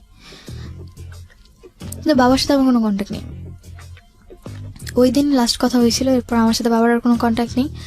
তারপর অক্টোবরের পর মানে ফেব্রুয়ারির পর এক্সামের শেষে, এরপর দেখি যে আম্মু আবার সে আগের মতো ফোনে কথা বলছে। এখন বাসায় আনে না, বাট বাইরে মিট করছে, বাইরে ঠিক মিট করছে, কথা বলছে। অ্যান্ড আমার তখন এতটা টেক কেয়ারিং এর ব্যাপার ছিল না। এখন আমি আমার নিজের মতো থাকলেই এনাফ। উনি যে আমাকে জন্ম দিয়েছে আমি এটা মনে করি না। আমি মনে করি যে না, আমার মামা মারা গেছে, আমার বাবা মারা গেছে, আমি এখন বর্তমানে এতিম, এরকমভাবে ছিলাম। তারপর মে মাসে আমার বাবা আসছে বাইরে থেকে। বাবা আসার পর আমার সাথে বাবার তেমন একটা কথা হতো না, যদি নর্মালি জিজ্ঞেস করতো ভালো আছো কিনা, কথা জাস্ট এটুকু, এর বেশি না। অ্যান্ড একটা বাবা বাইরে থেকে আসছে, আমার ভাইদের জন্য অনেক কিছু নিয়ে আসছে, গেমস বলেন, ড্রেস আপ বলেন, বহুত কিছু। অ্যান্ড আমার জন্য জাস্ট একটা ফোন আনছে, তো আর কিছুই না।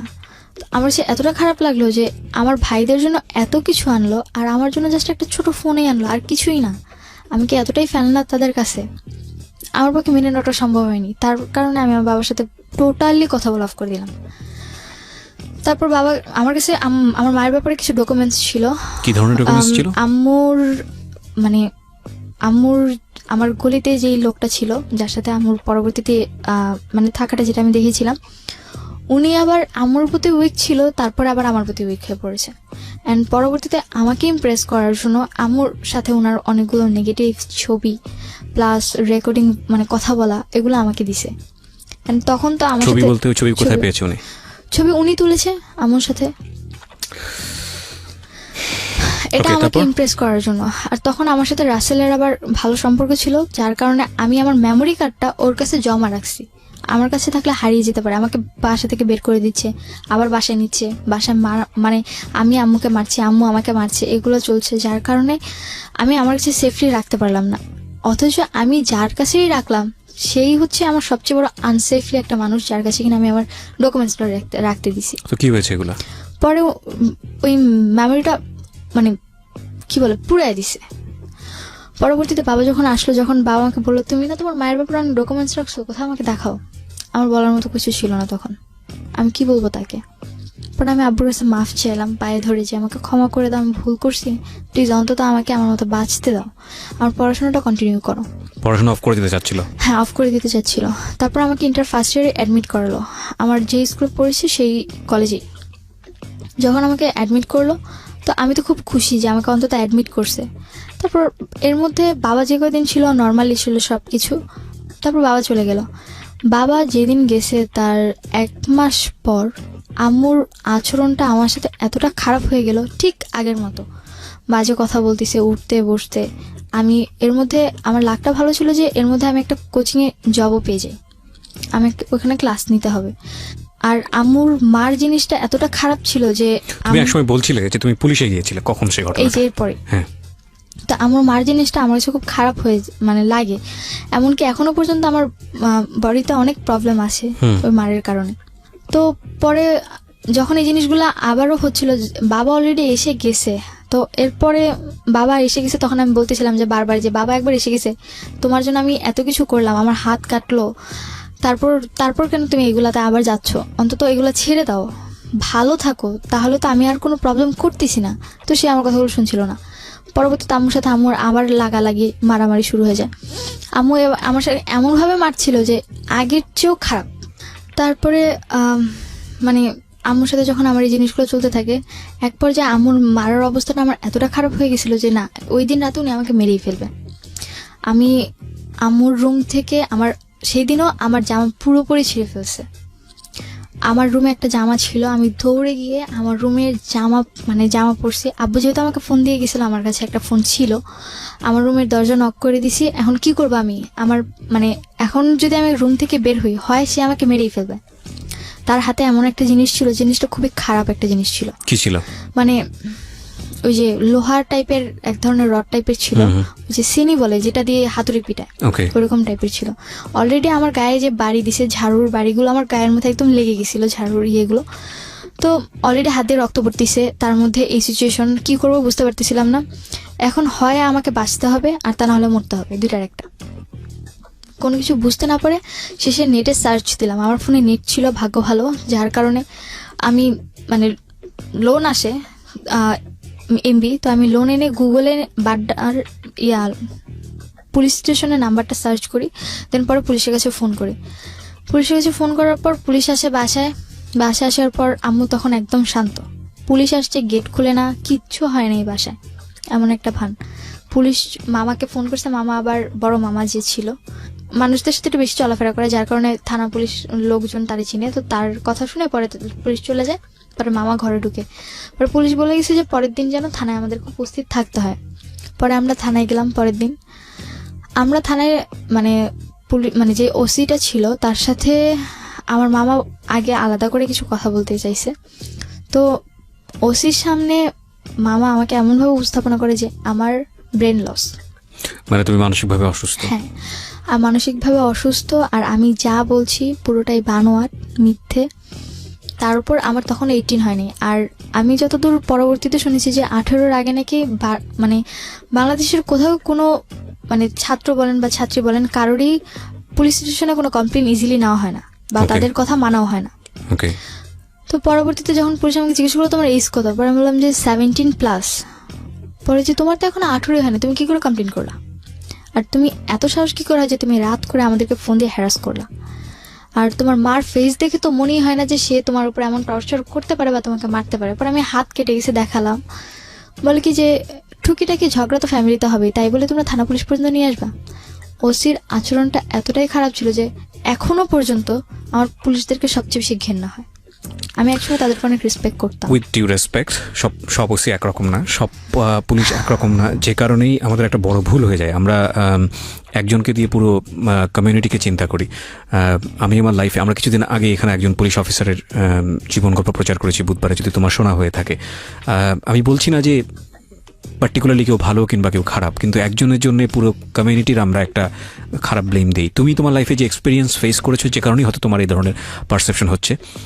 এমনও হতে পারতো তুমি একজন ভালো অফিসারের কাছে গিয়েছো এবং তাদের অনেক ক্ষমতা, অফকোর্স গভর্নমেন্ট থেকে তাদেরকে ক্ষমতা দেওয়া হয়, তারা যদি তোমাকে প্রপারলি জাজ করতো তাহলে হয়তো বিষয়টা এরকম হতো না। বা তুমি যেটা বলছো সেটা যে আদৌ কতখানি সত্য সেটা তো বিশ্বাস করার একটা বিষয় থাকে, এবং সেটা যেহেতু টাইম মেশিনে চলে গিয়ে পুরো জিনিসটা দেখা যায় না, সুতরাং আরেকজনের জায়গা থেকে হয়তো পুরো গল্পটা যে তুমি এখানে বলেছো কেউ হয়তো বিশ্বাস করেছে, কেউ হয়তো বিশ্বাস করেনি, তিনি তার মতো করে হয়তো জিনিসটা বিশ্বাস করেননি।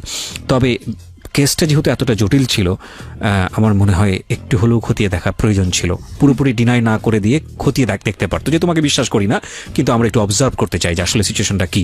হ্যাঁ, তো যাই হোক, তারপরে কি হলো? তারপর ওসি আমাকে বললো যে তোমার মা তো এটা সৎ মা না। পরে বললাম যে জি না, আমার সৎ মা না, আমার আপন মা। বলে কি আপন মা পৃথিবীতে এমন কেউ হতেই পারে? Exactly, that is my question also. আপন মা পৃথিবীতে আসলে এরকম হয়? এটা আসলেই খুব ডিফিকাল্ট। বাট ওই যে একটা কথা আছে, জীবন আসলেই কোনো এথিক্সের ধার ধারে না কখনো কখনো। হ্যাঁ, তারপর উনি আমার কথাগুলো বিলিভ করে না।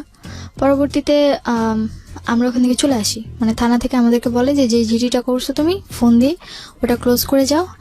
আর ফোন দিয়ে জিডি করো মানে তুমি নিজে লেখোনি, ওনারা জিডি এন্ট্রি করে বলে দিয়েছি, উনি ওই অনুযায়ী লিখে নিয়েছে। আচ্ছা। তো পরবর্তীতে বললো যে পরে ওখানে জিডি যে টাকা ছিল যতটুকু দরকার ছিল ওটা পরে আমই দিছে, আমি আর কিছু বলিনি। জিডির টাকা মানে জিডিতে কোনো টাকা লাগে না? আমি ওখানে লেগেছিল। আচ্ছা। তো পরে আমি ওখান থেকে জিডিটা উইথড্র করো তুমি? হ্যাঁ, উইথড্র বলতে আমি তো চলে আসি, ওর যা যা করছে আমি ওখান থেকে থানা থেকে বেরিয়ে ডিরেক্টলি বাসায় চলে আসছি। বাসায় এসে বাসার পিড়ার সামনে বসেছিলাম। তো পরবর্তীতে দেখলাম যে এখন আমি পুরোপুরি অসহায়, মানে আমার পাশে না আছে গভর্নমেন্ট, না আছে আমার ফ্যামিলি, না আছে আমার কোনো রিলেটিভ, না পাইলাম আমি আমার লাইফে আমার ভালোবাসার মানুষটা, কিছুই নাই। লাস্ট কিছু আর কি বলার আছে? আর বলতে তারপর এখন পর্যন্ত ওইভাবেই চলছে দিন। এখন আমার আম্মুর সাথে আমার টোটালি মানে কোনো কথা নেই, মানে সে বললে বলে কিন্তু আমি শুনি। এখন টোটালি আমি তার সাথে কোনো কথা বলি না, মানে একটা বোবা যেরকম থাকে আমার একটা বাড়িতে, আমি সেম ওইভাবে থাকি। প্লাস আমি শুধু জাস্ট ওই বাড়িতে থাকি, আমার খাবার খরচ, পড়ার খরচ যতটুকুই আছে ফুলটা এখন নিজেকে চালাতে হচ্ছে। খাবার খরচ তোমাকে দিতে হয়? হ্যাঁ, আমার নিজেটা নিজেকে করতে হয়। কজ আমার মা ডিরেক্টলি কথা, যদি আমি আমার বাসার খাবার খাই তাহলে আমি আমার মরা ভাইয়ের মাথা খাই। তুমি কিভাবে চালাও এটা? কোচিং করে যে পয়সাটা পাও? কোচিং করে যে বেতনটা পাই ওটাতে আমার খাবার খরচ হয়ে যায়। মানে টাকাটা তুমি তোমার ফ্যামিলিকে দাও? না, ফ্যামিলিকে দেই না, মানে তুমি নিজে, কজ ওনারা আমার জন্য করবে না। প্রথমে মনে করেছিলাম যে হয়তো নিজে রান্না করো নিজের জন্য। রান্না বলতে হ্যাঁ, নিজে রান্না করতে, মানে যখন রান্না করতে হয় তো করি, আর তা না হলে বাইরে থেকে খাবার আনি। কিসে পড়ছো তুমি? আমার পড়াশোনা ইন্টার ফার্স্ট ইয়ার পুরোপুরি কমপ্লিট করেছি, আর সেকেন্ড ইয়ার ভর্তি ডেট ছিল, এখন নেই। এখন পড়াশোনা স্থগিত। পড়াশোনা বন্ধ করে দিয়েছে? হ্যাঁ। পড়াশোনা টোটালি বন্ধ, বিকজ আমার পক্ষে তো নিজে পড়াশোনা এতটা চালানো সম্ভব না, পড়াশোনাটা এত সহজভাবে চালানো যায় না। ভেরি আগলিয়েস্ট সিচুয়েশন অফ, এখন পর্যন্ত তার কথাবার্তার সিচুয়েশন এরকম চলে যাচ্ছে, অ্যান্ড এখনও প্রতি রাতে আমার নামে আজও সেই কথাগুলো বলে যাচ্ছে। আমি বোধহয় জীবনে কখনোই কথাগুলো অফ করতে পারবো না তার। আচ্ছা আমি না মানে গল্পটা শোনার পরে এতগুলো অ্যাঙ্গেল গল্পের, যেই অ্যাঙ্গেলই কথা বলতে চাই না কেন ঘন্টার পর ঘন্টা বলতে পারবো, কিন্তু